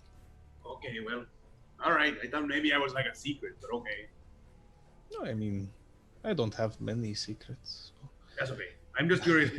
We'll go back and talk to them, and maybe they have a lead now. Okay. So, what did you guys want to do again? Sorry. Good. No, and then I had presented the other option that I can think of, and again, I am not the most conniving, smart person here. But the other thing we could do is go talk to her sister, the other Troskel, who hates her sister, and maybe use some sort of leverage to see if she knows where she is. What leverage do we have? Well, her hatred for her sister, of course. The promise that the competition will be obliterated because I'm going to kill Nardo. So. Does Nardo's son have any idea where Nardo could be? Not from what I had. From the time that I had spent with him. Not that I know of. He does not want anything to do with his father, and rightfully so. His father's a piece of shit. But, again, his father did send a member to warn him of the Great Opening. So... Perhaps... We followed him last time, and Azazel teleported him out. But they do not have an Azazel this time. I have a thought. What if we spread a rumor that Nardo's son is a target, thus pulling Nardo out of hiding to try to warn his son of this. This is yes, it would have to be a very convincing rumor. And targeted by whom? Exactly. Deb's sister, perhaps? Why, maybe it is the remnants of the church. Okay. I could go around in my very familiar ways, asking questions about Nardo's son to the right people. And then some of us just keep an eye on Leon, and perhaps he's contacted. That is a good idea. I like that idea. I think that this is a good way of speeding up the possibility of one of them visiting him, yes. This is a good idea. I don't mind posting up on the rooftops across from the orphanage. Oh, I could just go be at the orphanage. I've spent much time with him there. I would not mind going each day and spending some time there. I think the problem with that is if they see you, they may not contact you. Yes, it may be good to have eyes hidden everywhere sort of situation. But you're right, doubling down is probably better. And let me know if I'm remembering the text thing that we did at the 3-month gap. But the last time that we were there when one of the people visited. That's how we followed him. That was the white robe guy, though. No, it was a Lord of Hell guy. Oh, was it? Yeah. Oh, okay. When you followed the Lord of Hell guy? Yeah. You followed him from the orphanage, right? Yeah. Yeah. Yeah, that's what I was saying. We were there though, and that's how we followed him. So you're saying it won't be too big of a deal. You're saying you could stay in there and they probably won't. Yeah, he doesn't.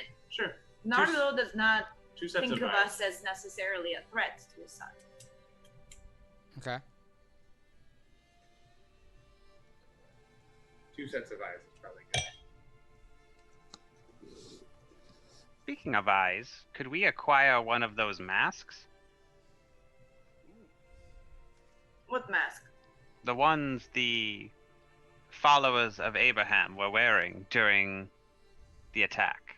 I just pat myself on the cap of the hat of disguise, and I look like a guy with a mask. Yeah. This could be of use to convince those that certain factions are looking for Nardo's son. I like that. That is a good idea. I was under the impression that maybe Nardo and Deb Trosco were the ones that orchestrated the whole thing. Hmm. Well, you saw them at the opening, yes? Yes, they were on a rooftop. And it Deb was whispering something into her hand. And it was most likely her that summoned the devil. Oh, absolutely, yes. They were watching as the masked people were attacking those around them from a rooftop, very smugly. So it seemed that they knew what was going to happen. And since we interrogated one of them, he mentioned plan A, B, and C. That means that they must be, the church remnants must be in league with Deb and the Lords of Hell. You're right. My plan does not work. Then perhaps we frame Deb's sister. It is known they are at war. It is known. We make it seem that they are looking for Leon, yes? Yes, as a way to get to Nardo. Yes, this might work. Okay. Then we have a plan. Now to execute it. It's a whole other thing. Mm-hmm. Montage. And with that, I'm gonna go ahead, guys, and since we're having these technical difficulties, I'm gonna end the stream really quick and just come back. So Give me 1 sec really quick while I do that. And for the rest of you who are still watching after this very... we are back. I hope that fixed it. If not, then this is going to be a trash episode. Quality-wise, as far as the stream, not roleplay and game-wise, because I love my players and No, they're doing we're awesome taking shit. care of that part. I'm loving this session. So, a plan has been hatched. In case you guys, I know we've been dropping frames and shit. A plan has been hatched to catch Nardo finally, once and for all, and kick him in the Nardos. Yeah, you like that? How long were you thinking of that one? I've been thinking about it for a very long time, like since the first game. He wrote the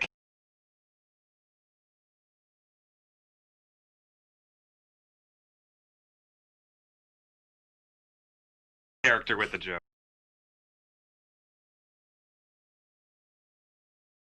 Character with the joke.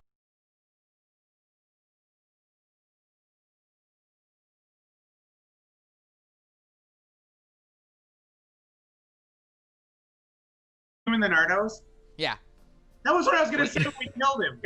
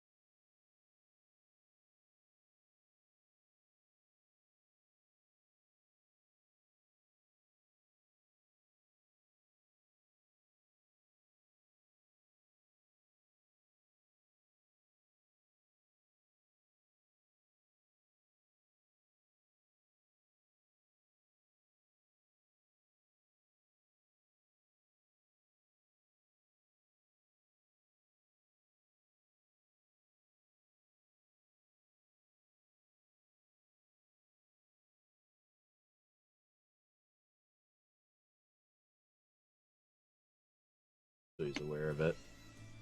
Cool. Those are, by the way, how is Zook's son? Oh, Kellen. No, none of us asked. How rude. All right, yeah. Let me see here. Let me remember. Honestly, he's just been spending quality time. He's been okay. Just has to spend time together with them. Yeah, I mean, it's not a big deal. He's doing a lot better. So. Good to hear. He's not really doing a lot better, but he's spending time with him. Sorry. Oh, I wasn't clear about that. No, it's okay. He's not great, but you know we're getting him. Okay, so sorry, I'm gonna need just a little bit of a reminder. Joe, you're going to the bar to spread rumors about what again? That who's being targeted? Mm-hmm. Oh, I'm not spreading any Oh, okay. rumors. I'm going to get a drink Got and it. like try to not. I'm very volatile right now. I'm trying to talk myself down from doing something that I shouldn't do. Got it. I think I finally have fixed all of this, so I just want to make sure. Who is spreading rumors to who again? Remind me. Me and Grimald are gonna walk around and ask for information on Leon. I'm gonna pose as Kieran. We're gonna like do carrot and stick though, like good cop, bad cop, a little bit of like Offer some gold as a reward for information. Throw some threats out. Let people know that we are looking for Nardo's son to do harm to Nardo. Okay. All right. And then hold on. Come back. I would like to. How do I? What the? Okay. Mitchell, come start back. doing that. I'm here. Come back. The USB is really finicky, and so if I tap it, it just goes nah. Oh, okay. So I think I will then go around and try pretend to be a person who wants to help the Lords of Hell and try to warn them that Kieran and some people are looking to You're talking hurt about Leon. Kira, right? Kira. Yeah. Okay. Sorry. So I'll do the opposite. I'll pretend to be looking for the Lords of Hell to warn them that the Queens of Chaos are trying to hurt Leon. Okay. Yeah, Kieran the unicorn. Yeah. I'm not going to go with Father Demetrius on this one because the Lords of Hell know who I am. Yeah. All right. Sounds good. So I'm going to go to the orphanage. I'm waiting for the. You can. I'm just letting you know that I'll be going to the orphanage, but I'm waiting until the rumors like start to spread before I go there. I'm just going to keep an eye on it in case I see Nardo. So. Okay. And I will be disguised. Okay, so let's start with Aldous and Grimald. Going around asking where Leon is, acting like you're beating shit up.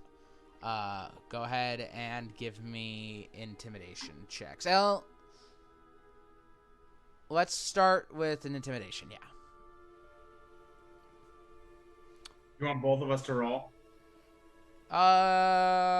If I guess you could leave it on. You could let one person lean on it and just to kind of help them. So you're just kind of like the backup. Does that mean giving advantage? Yes, for this one, but for another one, you're gonna have to both roll. Should I take it, Grimald, or no? It makes no difference to me. I can be very intimidating. Yeah, you're a scary boy. Why don't you do it? That's a little bit more your speed. All right, so Grimald is the main intimidator. You're backing him up, Aldous. So, I can't metagame. Grimald, go ahead and give me an intimidation check with advantage. With advantage? That's an 18. Nice. All right, so basically you're going through District 11. You guys are roughing shit up, trying to figure out where Leon Granado is. People are very easy to give him up right off the bat.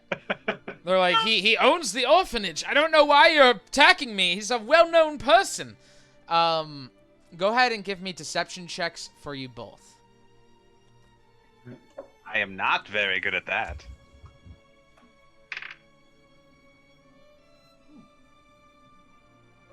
16 for me. Okay. Oh, hey, actually, I'm not that bad, but still, it's a 9. A 9. I have a +2, but I still rolled a 7. I have a +7 and I rolled a 9, so I don't think I've rolled double digits this whole game either. So Grimald's running around and he's like, I want to find Leon Granardo. Someone tell me where he is or I'll kill everyone. And people are intimidated by that. That's pretty much what I pictured, so. But they don't really buy it from you. It's Aldous in the back who's just kind of staring everything down at this point. Kira. You're disguised, right, Aldous? I'm looking like Kira. I look like Kira. Oh, you look like Kira. That's right. You're in the back just kind of like looking all fierce and just like, what the fuck? people are kind of freaked out about that. Meanwhile, Demetrius, you're going around trying to warn everyone that the Queens of Chaos are out here looking. Yeah, for I'm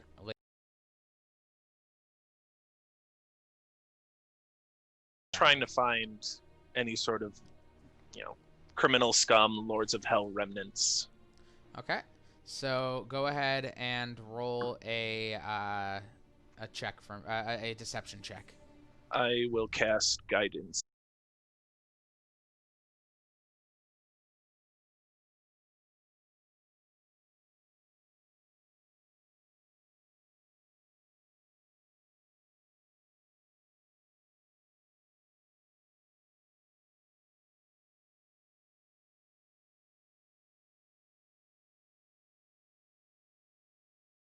Okay. Before I do direction.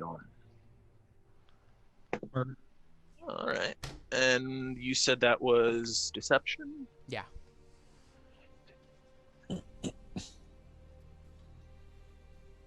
$24. Oh, you're convincing. I am deceptive. Yeah, people are out in the streets. You're kind of like spreading rumors that the Queens of Chaos are out here looking for blood. That they're really gonna kind of like escalate the war at this point, and things are getting really, really upsetting, really bad. Joe, you're at the bar. What about the rest of you? Are you guys just kind of hanging out? Like, what are we doing? Yeah, I'm just. I figured I'd go to the bar with Joe, just in case she, wants anyone there or needs to talk about anything. But I won't bring anything up. Just chill. Same for me. I'm gonna go to the bar with them. Okay. I don't really have any connections to like the underworld or anything to use to help with the rumors. So I figured this would happen off screen, but I was gonna go back to Zook and give him the update on what's going on. Okay, that's fine. Yeah, we will. We'll keep Zook off screen for now, but you can easily do that, no problem. Got it. Okay, so the rest of you, let's head over to the bar for a moment, as we. So you guys go to hang out at the bar. What are we doing in here? Just hanging out, just drinking? Anyone have anything they'd like to talk about?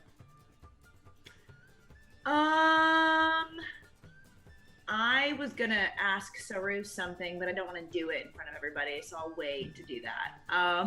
Okay. No, I'm just up at the bar, ordering some beers, and trying to not be exactly what Azazel said that I was. Okay. Sounds good. The rest of you are hanging out with her. Anyone have anything they'd like to talk about, or should we just move on? yeah, I don't really have anything in particular. I'm not going to share. Yeah. Unless I'm asked. I'm not going to just openly share. So if they want to ask, they can. But okay. Joe, I don't know what happened in there, but I think daily on what I will do to make up when I have him in my grasp. And I don't always like what I think. But I also know that when the time comes, I will not hesitate.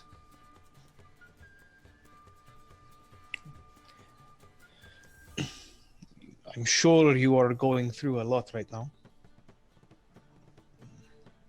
But I hope you know you are not that weapon.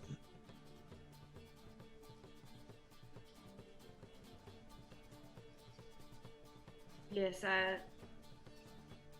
it is not necessarily the weapon that was the problem. It was the people I encountered through the weapon. That I saw parts of myself that I could be, and it frightened me. There is an anger in me. There has always been an anger in me. But while the anger drives me, it keeps me focused. I am sitting here now because I am afraid that anger might overtake me. I am trying to remember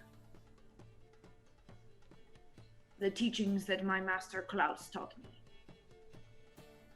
I am trying to not be that part of myself that I saw in there. But I'm so angry. Always. And I fear,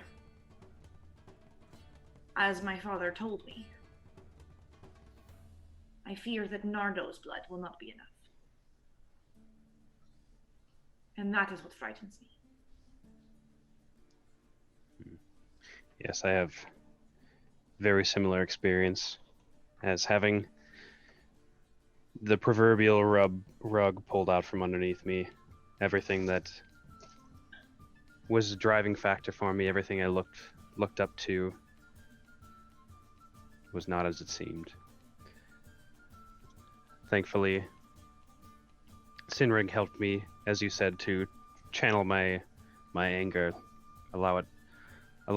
he helped to allow me to focus this, and I'd like to think we did a lot of good in the last few months here. I think you too, as much as you are capable of darker things than you would think, you can use that focus for good as well. I have never thought of myself as good. I have never tried to be good. Life has not been kind to me. As I have mentioned before to Sinrik about this city, and I apologize for my passion sometimes overtakes me.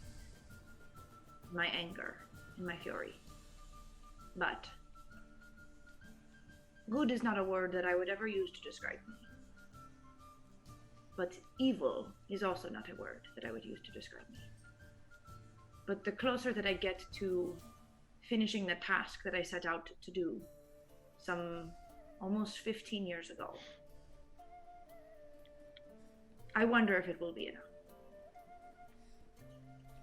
And so that is why I am here.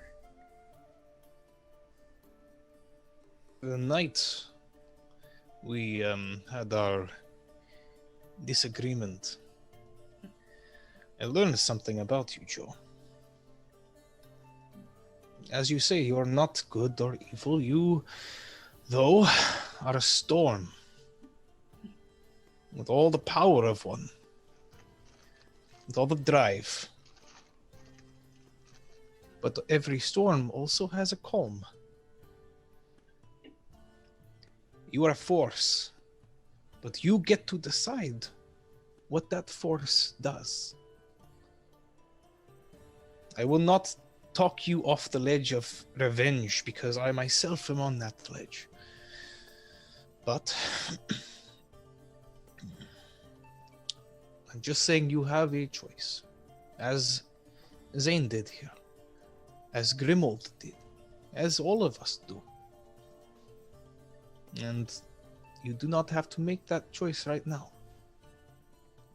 But you do have a group of people here who are all on your side.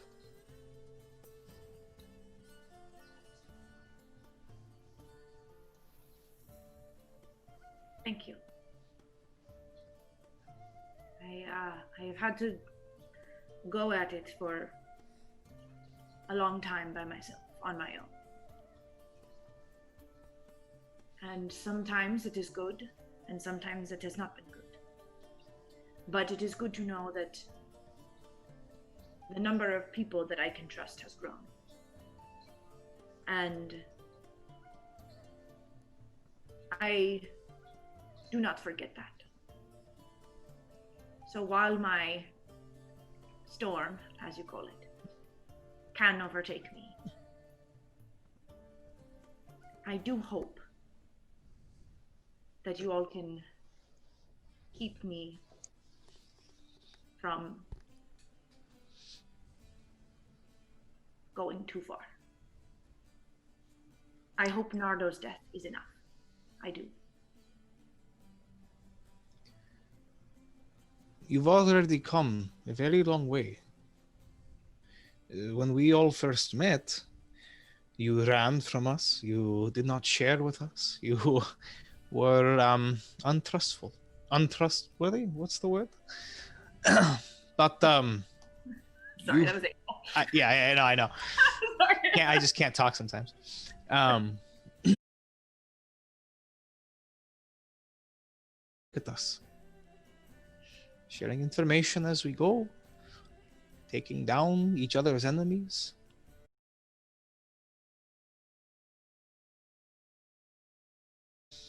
You're not done changing. But again, now you have us to...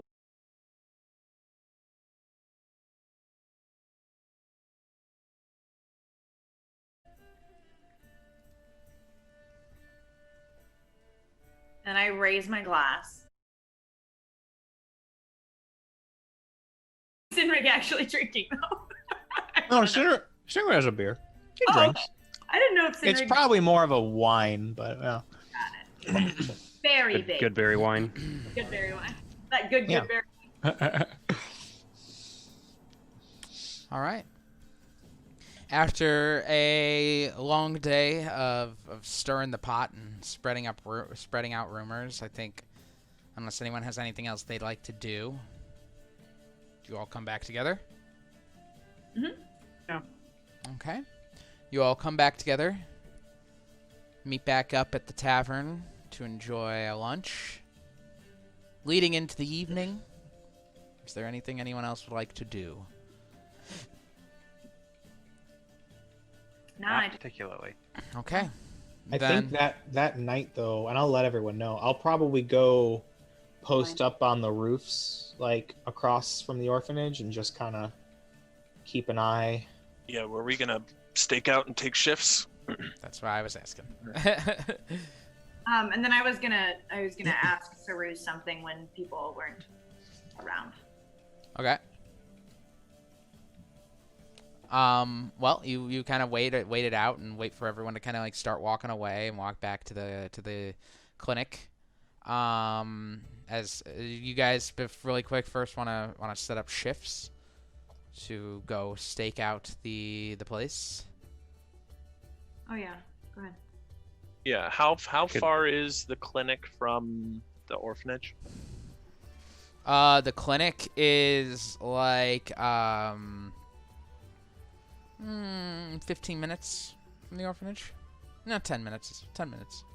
It's not far. Does he live there, Ben? From what I remember, does Leon? He has been staying there. As he was fixing it up. Assumedly, he still is. Okay. So shifts. What? Sorry. So what is the plan if one person finds the Lords of Hell trying to contact Leon? Well, I believe we need to stake out close by, so informing the rest of the group would be quick.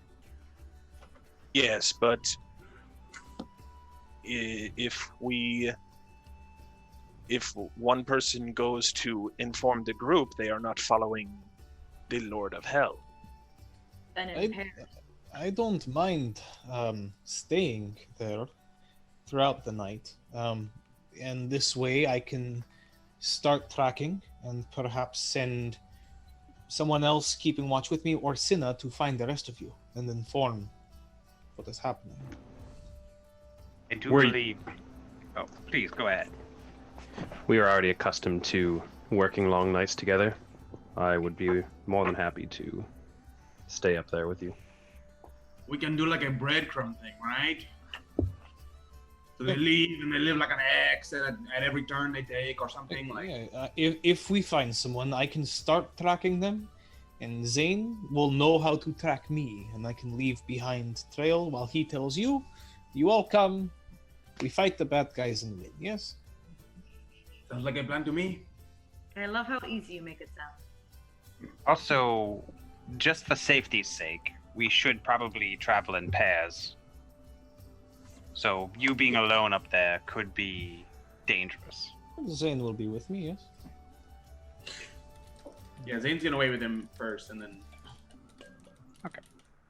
And then if you want to follow them by yourself, I mean, do you think you need somebody to come with you when you start following them? Well, me and Cinna can track them, and Zane can get the rest. Or me and Zane can track them, and Cinna can come tell you. Or we're not going to attack them. We're just finding where they are. just find out where they are hiding out. Yes. Yeah. Sounds good. Okay then. Well, we should all go though. We should not it not be like two people going just because in case shit goes crazy. We don't want to lose anybody. Yes. Everyone will be informed before any further action is taken. Is the bar near the orphanage? The bar's a little bit further from the orphanage, probably about 30 minutes away. So the clinic's a good spot. The clinic is like real close. I think Ben's asking because it's like nighttime, right? And he's wondering like. Well, evening's coming. It's about time to start long rest, so we need to come up with if people are gonna do shifts, if one person's gonna stay there, just that kind of thing. I'll stay. I don't mind staying. So. All night? Sure. Oh, okay. You're not gonna sleep? I'll stay up. I can. I can take care of exhaustion. So. I only need 4 hours, so. Same here. Joe, when Nardo has spoken to his son, when has this taken place? It was during the day. So we should be ready, but not hopeful. Yes. So yeah, then just have. I mean, if Cynric's willing to take the exhaustion, but I feel like shifting would help you. 2 shifts. I can. I have a ranger thing that I can ease off some of the exhaustion too, so I'm not worried about exhaustion. Out of character, which in character Zane would know as me being up all night and not being too out of it in the morning, kind of thing, probably. But okay, then if that is what you can do, then you're probably the best one suited to track them anyway. I will join up in the morning when the orphanage opens, and I will go in to the orphanage to be with Leon. I suppose I have a reason to be at the orphanage too, right? So I might come with you? Yeah. Sorry, Chloe's snoring really loud.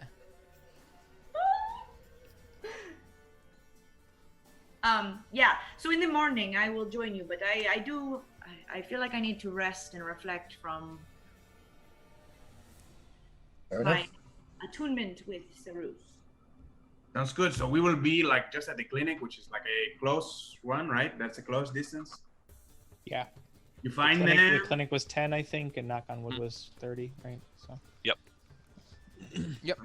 Is there another bar or anything else that we can stay somewhere overnight nearer to the orphanage? We can stay at the clinic. Another bar? No, not really. The clinic would be the place you'd want to stay. Great, then that's the plan, I believe, as long as nobody has objections. Is Cynric and Zane will stay on the rooftop. Once they see them, Cynric will track them, Zane will come get us, and then Zane will track Cynric, who will leave behind clues to help them. Sounds perfect. Sorry, I'm trying to find exhaustion rules for this, just for you. Disadvantage on ability checks is the first level of exhaustion. No, I know. I'm trying to figure out if it's 1 hour, 2 hours, etc., blah blah blah.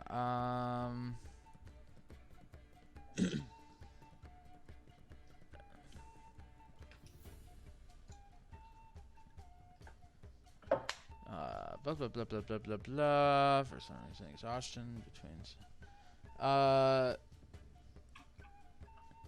DC 10 Constitution save to avoid after 24 hours of being awake. Okay, so it's only 1 check per being awake. That's what I wanted to know.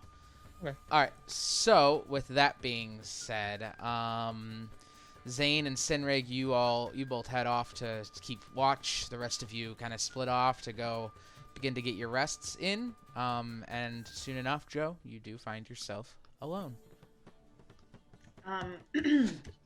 Seuruz? Where are you when you want to talk to him? I mean, I could be outside of the clinic. I could be so just alley. I know this town. Yeah, so you go find a quiet alley. It's cold out. The sun sets around 4 p.m. at this point, so as you guys are leaving the tavern, it's cold, cold and dark. You kind of meet up with them all. You walk to the clinic with all of them until, as they all walk in, you're like, I'll be in just a sec. You head off to an alley by yourself, and as you speak its name, it appears in front of you. Hello, Master Bartley. If I wanted to talk to Azazel again, would you be able to still use the protection, or has that been eliminated? It exhausts my systems. So would you need...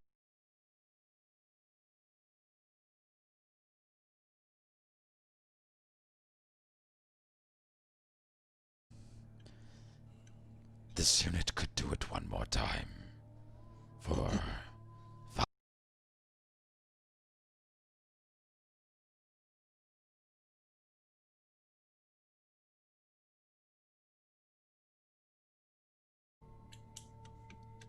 Okay. I am going to try to...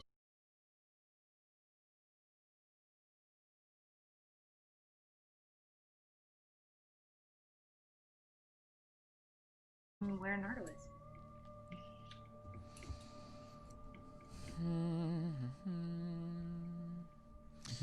Please stand by. As the as the room rushes away from you, you are left for only a moment before dropping into, as the area around you rushes away, before dropping into a room. So once again, Azazel's room, stone. He's chained up. His fingers are back. The bamboo shoots are out. He is completely fine. And he sees you again. He goes, Thou is feeling risky.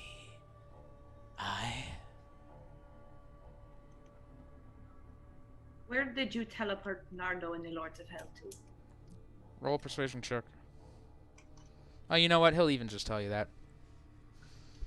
The cave.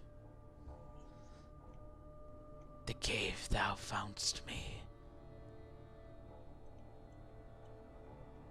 Yes, they are there still. I do not know, for I am here with thee. Am I like remembering wrong? We said that there was like a teleportation and they all like had left, right? Mm-hmm. Okay. So you teleported them out to go up to the grand opening. But that is where they still are. I did not teleport them to the great opening. I teleported them to another place before the great opening. Where? Roll a persuasion check.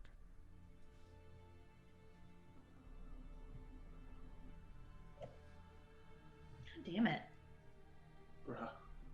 I don't know. I can't roll double digits. 6. God damn it. 6. He smiles and he goes, Thy word is soft.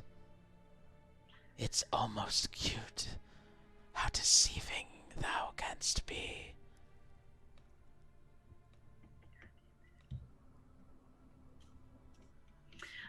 Okay, I'm gonna go over to the table. I'm gonna grab a dagger and I'm going to lunge at him and put the dagger against his throat and ask him one more time. roll an intimidation check.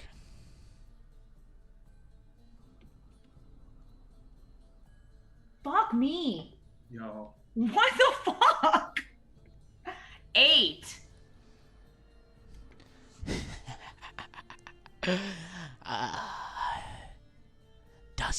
Doth thou remember the last time you held a dagger to my throat?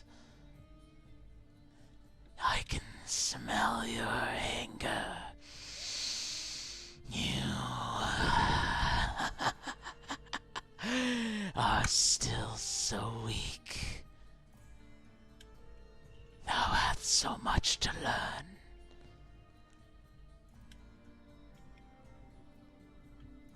He lunges out to bite you. Oh shit.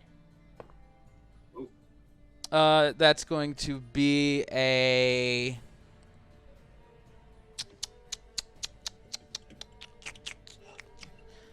14. No. You lunge backwards, and as you did it, you kind of like sliced deep into. As he like lunges forward, he lunges into the dagger, and it slices deep into him. As he does, you move backwards as quick as you can, pulling your arm away, and just his blood just kind of runs down his throat.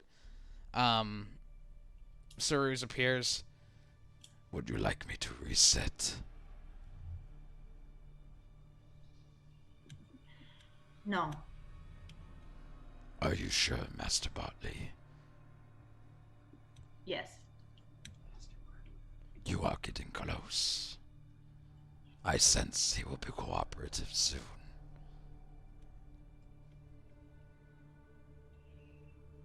I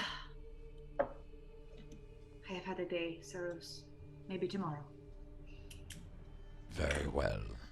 At that point, the room falls away, and you are left in the alley, in the cold, and go inside. Yep. Sinrig and Zane.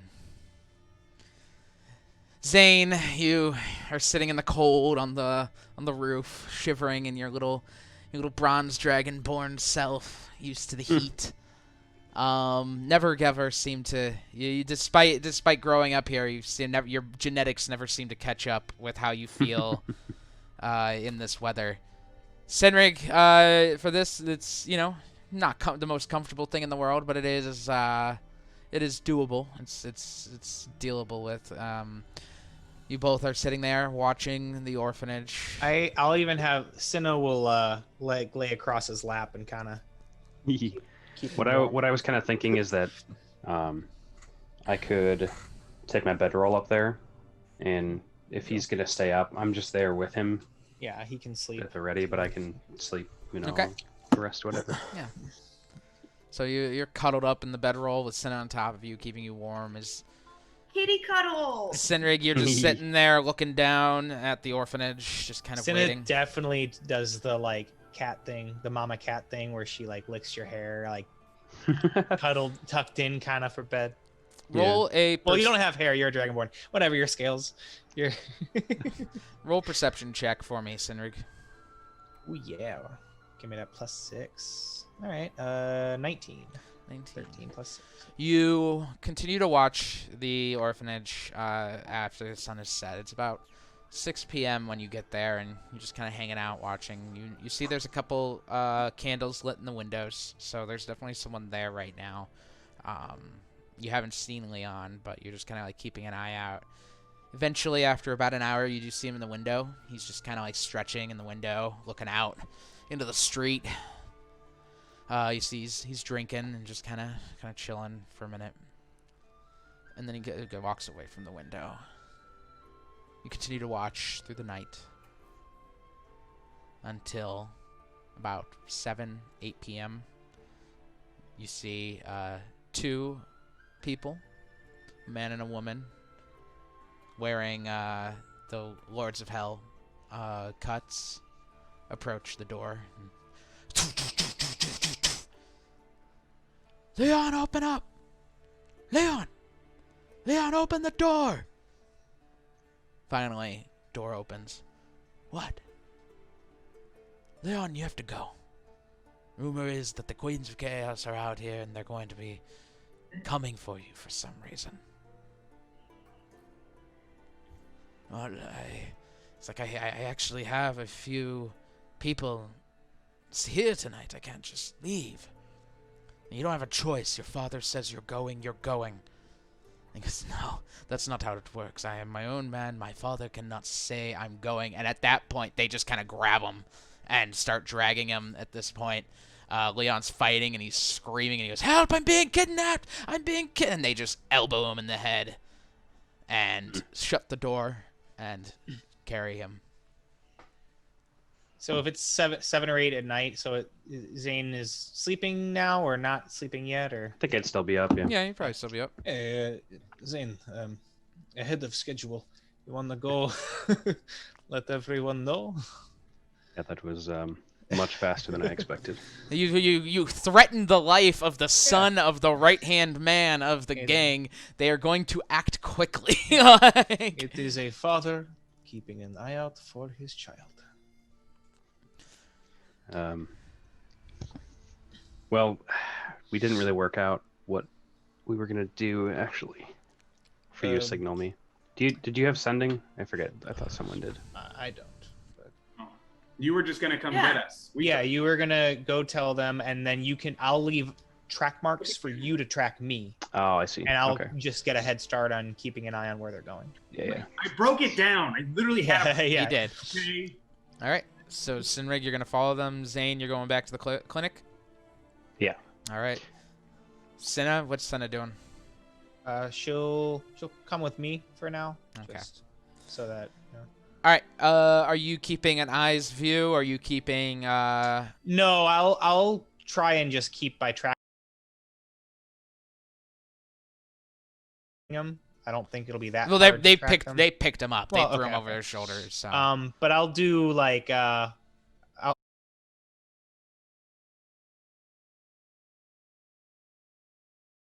block or two away out, like so I'm not like right behind them or anything. Okay. So Try they're and keep it nonchalant and track them.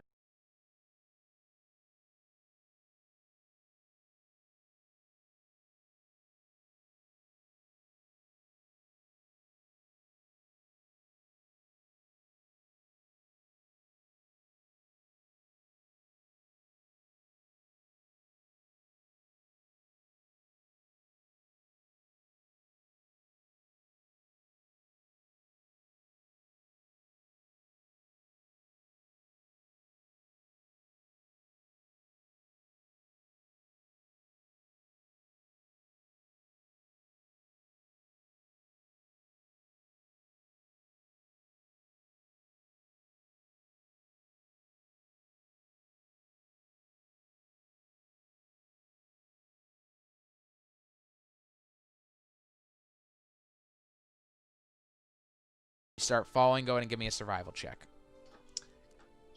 +6 for that too. Let's go. Oh yeah, 22. Easy.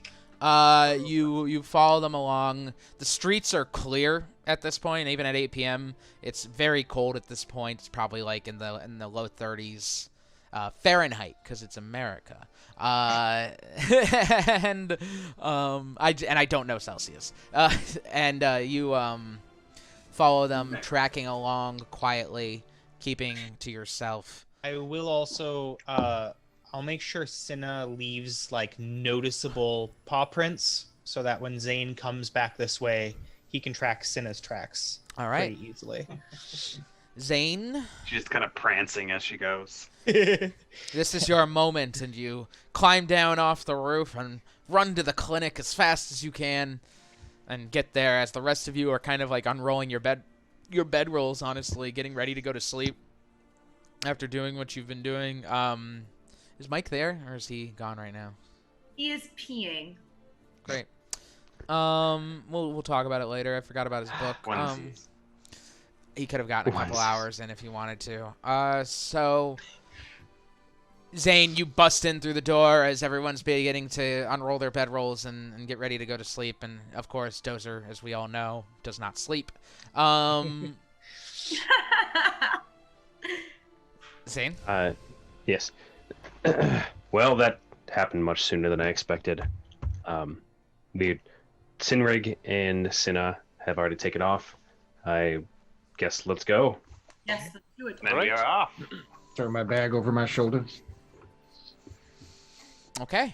You can go back along, following along with Zane as he goes to find the tracks that Sinrig left behind.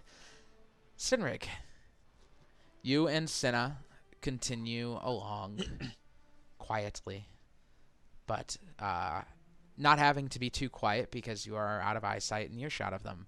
You continue to follow the tracks, leading as they lead through the district, through District 11, past the Knock on Wood, down toward Avernus. But they make a left before they reach the square, and you see an old familiar house, the Granado estate, as they carry him up the steps to the front door. Maybe we should have just checked there. Yeah. Open up the door. Way cooler. And open up the door as they nod at the 4 guards standing at the front. And walk in. The door slams shut. And the guards pick up their cigarettes that they had hidden and continue to chat and kind of keep an eye out. All right, I'll wait a distance away, and actually, is there like an alley nearby? Yeah. I'll duck into the alley and just keep an eye out on that rooftop and wait for them to show up so that I'm not out in the open. All right. Zane, you lead everyone back to where you were, expecting to find the tracks of which Sinrig should have left you. Go ahead and roll a perception check for me. Yes. Can you roll with advantage since we're all there to help? Sure. And I tried to make it obvious. Well, it's a low DC. It's a low DC. Okay. 17. Oh, yeah, easy. All that training. You pick him up. You notice he's gone easy on you as you see big pog prints left in the frozen mud. Go ahead and roll a survival check to keep an eye on them as you follow. 13. Once again, not as easy on this time around, but you manage to still keep good sight of them. Sometimes Cinna like to throw you a loop. It looks like she would like start walking down one way and then double back and like walk again. You continue on following the same way, following her little tracks, even picking up sometimes the tracks that Sinrig must actually be following himself. Eventually, you all begin to walk into Avernus Square before Zane turns you left and down the road, which, Joe, you immediately notice is leading toward the Granado estate. Oh, this old gem. Speaking of gems, the gems of Sinrig's armor glisten in the moonlight as he approaches from you guys. Nice transition. Yeah, if that's all right. Beautiful. All right. You guys are all together? As Sinrig's armor glistens in the moonlight. So you're telling you me all suddenly hear guards, "Hey, what's that glistening in the moonlight over there?" Let's go. I can't lightning bolt. No. All right. So, what do you guys want to do? How do you want to do this? I feel like I'm having a sense of, what do they call it? Deja vu? Yeah. I feel like this has already happened. Okay, This I have time an we idea. are more we come prepared. up through a tunnel in the back, and we sneak into the house. Actually, it's a good idea. Wait. Zook doesn't have. We don't have Zook's little bug anymore. How are we gonna do this? Is what? Okay, so we know where they are. That's familiar. They are not far. Nardo Granado is hiding in his house. I feel like we should have picked up on these before these. Well, we knew that they were in the in Alduan. Or maybe they took our passageway. Huh? The one we used to sneak in here. We gotta go check out the house. That's the only way. Yeah. Should we try from the back entrance? Try and catch them by surprise? Well, I think they probably have that covered now, since that was the entrance that we used last time. I'm gonna go take a peek Take a peek where? in the back and see if there's a guard or anything. But honestly, we could just go up to the door and knock. Why not? There are 4 guards standing outside the door. Right Sorry, now. knock them out. No, I mean, we could also we could. I mean, I guess that we kind of pissed them off because if they ring and they wanted the ring and then we never came back and now Aldous wanted to go check the backyard. There is a path that leads off to the fenced backyard. Go ahead and roll a stealth check for me because you do have to come close to the house. Oh, do I? Mm-hmm. Then never mind. Okay. Are the guards Lords of Hell guards, or are they city guards, or? Oh, they're Lords of Hell. Okay. They're thugs. I have no bricks today, so the less I roll, the better we do. Joe, this is your mission, so to speak. How would Yeah, you like to handle this? Well, we know that they are here, which kind of feels silly that we spread that rumor, but but we know they are here. My business is with Nardo. I do not care about these other people. They were not responsible for murdering my father. I have no issue with them. But I don't know if we want to wait to see if he is going to leave and then catch him off guard, or if we just want to go run in, guns blazing, so to speak, and do the thing. As long as I get to kill Nardo Granado, I am happy either way. I believe we should stick it out. I feel like I make Varys more uncomfortable every time I talk about killing. Varys has always been so sketched out by me. Always. Are you seeing my facial expressions every time? I'm just like. You know what? I'm gonna go check the back, but I'm gonna use the hat of disguise and I'm gonna look like one of the guards up front, just in case I get caught. All right. Roll a deception check with advantage. Okay.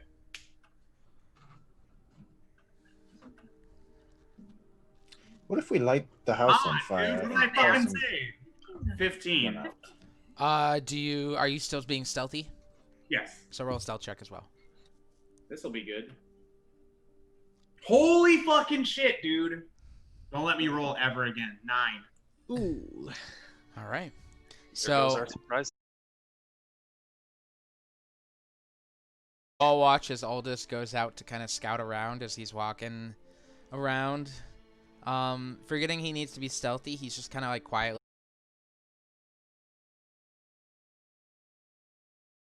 whistling to himself as he's walking. as you approach the path that leads to like outside the fence of the backyard, which as you do and look down at it, you see 2 more guards on the path. One of the guards from the front of the house, from the front door, will go over and they go, "Hey!" One of the guards from the front look over, or one of the guards? One of the guards from the front door. Oh, so they know I look like one of them. Yeah. Okay. Hey! I'm just gonna walk away. Okay. Yeah, they're gonna follow. They go, "Hey, we're talking to you." Good. I'm gonna keep going. All I'm gonna right. like shifty. I'm gonna look shifty as I walk away.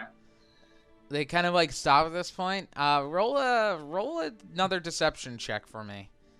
Got it, dog. Oh, I was gonna use my regular dice, and I didn't, and I fucked up. 11. 11. Jesus Christ. This rolled a 1 too. Anyway, it doesn't even matter. I can't roll well today. And like, they look around and they're like, you can kind of hear them. I think something's wrong. Yeah, go tell the boss. You, come with me to check this out. You hear the door open as one of them heads inside. The other 3 start following you. They go, "Come back. We just want to talk, man." They draw their weapons as they're walking up to you. Clearly, they just wanted to talk. I mean, like, If they start running, I'm gonna start running. 30 feet movement speed. They can They're chasing you now. As you pick up speed, they follow quickly. by the front door. No. Literally the scene from Jedi. As they turn, Aldous, you make it back to the alley that everyone is in now. Do you pass it or do you turn down it? Oh, I'm gonna pass it. But as I pass it, I'm gonna be like, "Look, there's no way by the door. Go!" All right, Aldous takes off running. You guys watch as he's just sprinting down the road. You guys are in the alley as the 3 men are chasing after him. They're like, "Get back here!" They are keeping pace with him at this point. Should we jump him? Not bad for the little blue. Oh, There's this- only one left. Aldous does shout. Aldous does shout as he goes, quietly shout as you guys hear him. No one by the front door as he runs by. Yeah, I'm gonna go. All right, let's fucking go. I also like as we're heading that way. I'm gonna say, why can't we just say that we want to see Nardo? We don't know that they're going to kill us, and if they do, we'll just fight them. Right? And now there's 3 less guards. It's fine. My eventual plan, Ben, just so you know, is to Assassin's Creed it and turn a corner and deactivate the cap of disguise and just like sit like a beggar or change my disguise into like a beggar and like kneel on the ground. All right, we'll come back to that. Actually, we'll start with that. So.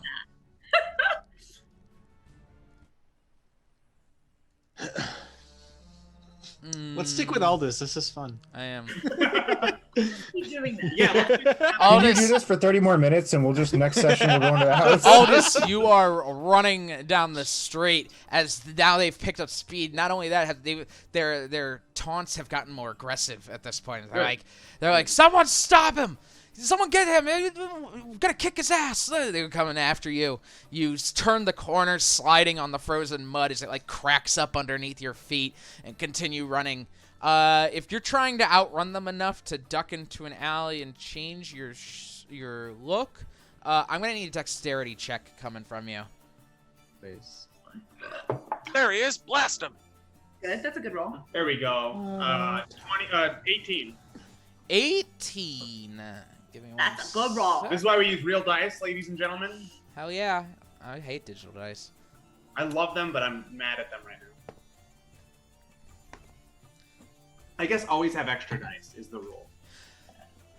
You pull off like a cool maneuver where you like slide underneath a cart that's just kind of left out in the street, picking up some dirt and mud with you, and then kind of like duck down a street.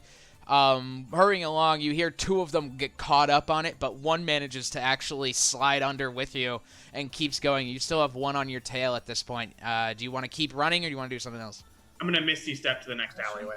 I'll just burn a spell slot. Nice. All right. So Misty Step gets you just enough away as you do. What do you do with your hat of disguise?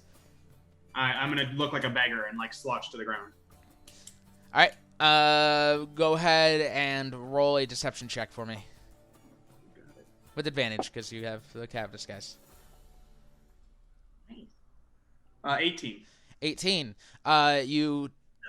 As you Misty Step, you really quickly capitalize. Your whole appearance shifts, and you drop down to the ground. Thankfully, you had mud all over you already, so it was easy to kind of like keep that from your transition.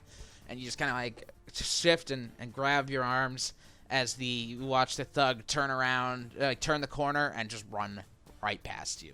Doesn't even give you the time of day. Thank you for the internet gif of that guy running from the cops to give me that idea.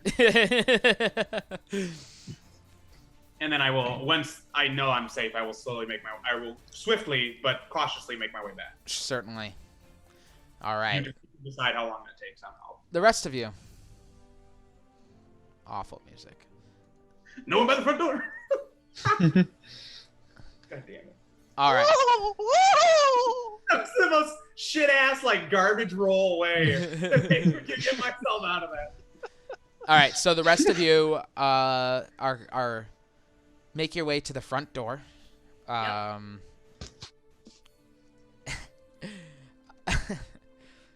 And you do. You are now at the front door. As you walk up the steps, so lanterns are lit on each side of you, kind of illuminating this little stoop here outside the house. House is large, Victorian-esque as it was before. What do you guys do? I mean, I'm just gonna walk in if I can. I would just be like, should I knock? No. No, I'm joking. Walk in. Do we have a plan? If I'm going to start heading towards Nardo's office, and if somebody stops me, I'm going to say I would like to talk to Nardo. And Nardo's office is by the front door, correct? Yes. Right. If I remember correctly, yes. So his office first. Sounds like a plan. Just Stairs following to the Joe. bedrooms is close by as well, so. Okay. As you open the door and walk in, Ben's like, this is so poorly planned. You walk in to see 4 guards, or 5 guards. 4 kind of standing around. 1 is talking, like, furiously to Nardo. Nardo was in the middle of, what in the world are you even? And you open the door, and he goes, fuck, and pushes the thug in front of him into you and runs. And we will have to pick this up next week. No! Ben's got to plan a really hard encounter now. It doesn't matter. I cast Hold Person on him. You can cast Hold Person on him next week. He has That to is queue up where some Benny we will Hill pick music. it up. It's a long cast time. So It's not. It's a week. It's a week cast time, yeah. I would go another 5 hours with you guys if I could, but we gotta. So I just want to say really quickly, just for anyone watching and for all of you, I don't think this issue with the stream is my fault, because while this has also been going on, I've been checking all of my internet settings, and they are all golden. So I think there's an issue with our server that we are using. So I'm gonna look into that. Thank you all so much for watching. Thank you all so much for playing. This is fun. This was a great session. It's really like I stand by it. Like we after the Aboleth and like we did the 1 month reset. I think now this is like some of the best D&D we've played in a long time. So That's really good. this is good shit, guys. I'm mad that we're not playing for 3 more hours. I'm actually. We'll do an extra long. Ooh, we should do like an extra like long for charity day. Don't they have that on Twitch? Like it's like a game. What is it? It's like a thing where they do like a fest and you stream for as long as you can and like you get viewers or something. I'll ask. I think that's a thing, and we should do that. We'll look into that because I think that's a good idea, and I think I think it would be a good excuse to just get us to play D&D for a long time, which is like, and we'll take breaks. Don't worry, we won't like get burnt out. But okay. Anyway, we'll have to sort that out during our own time and not bore.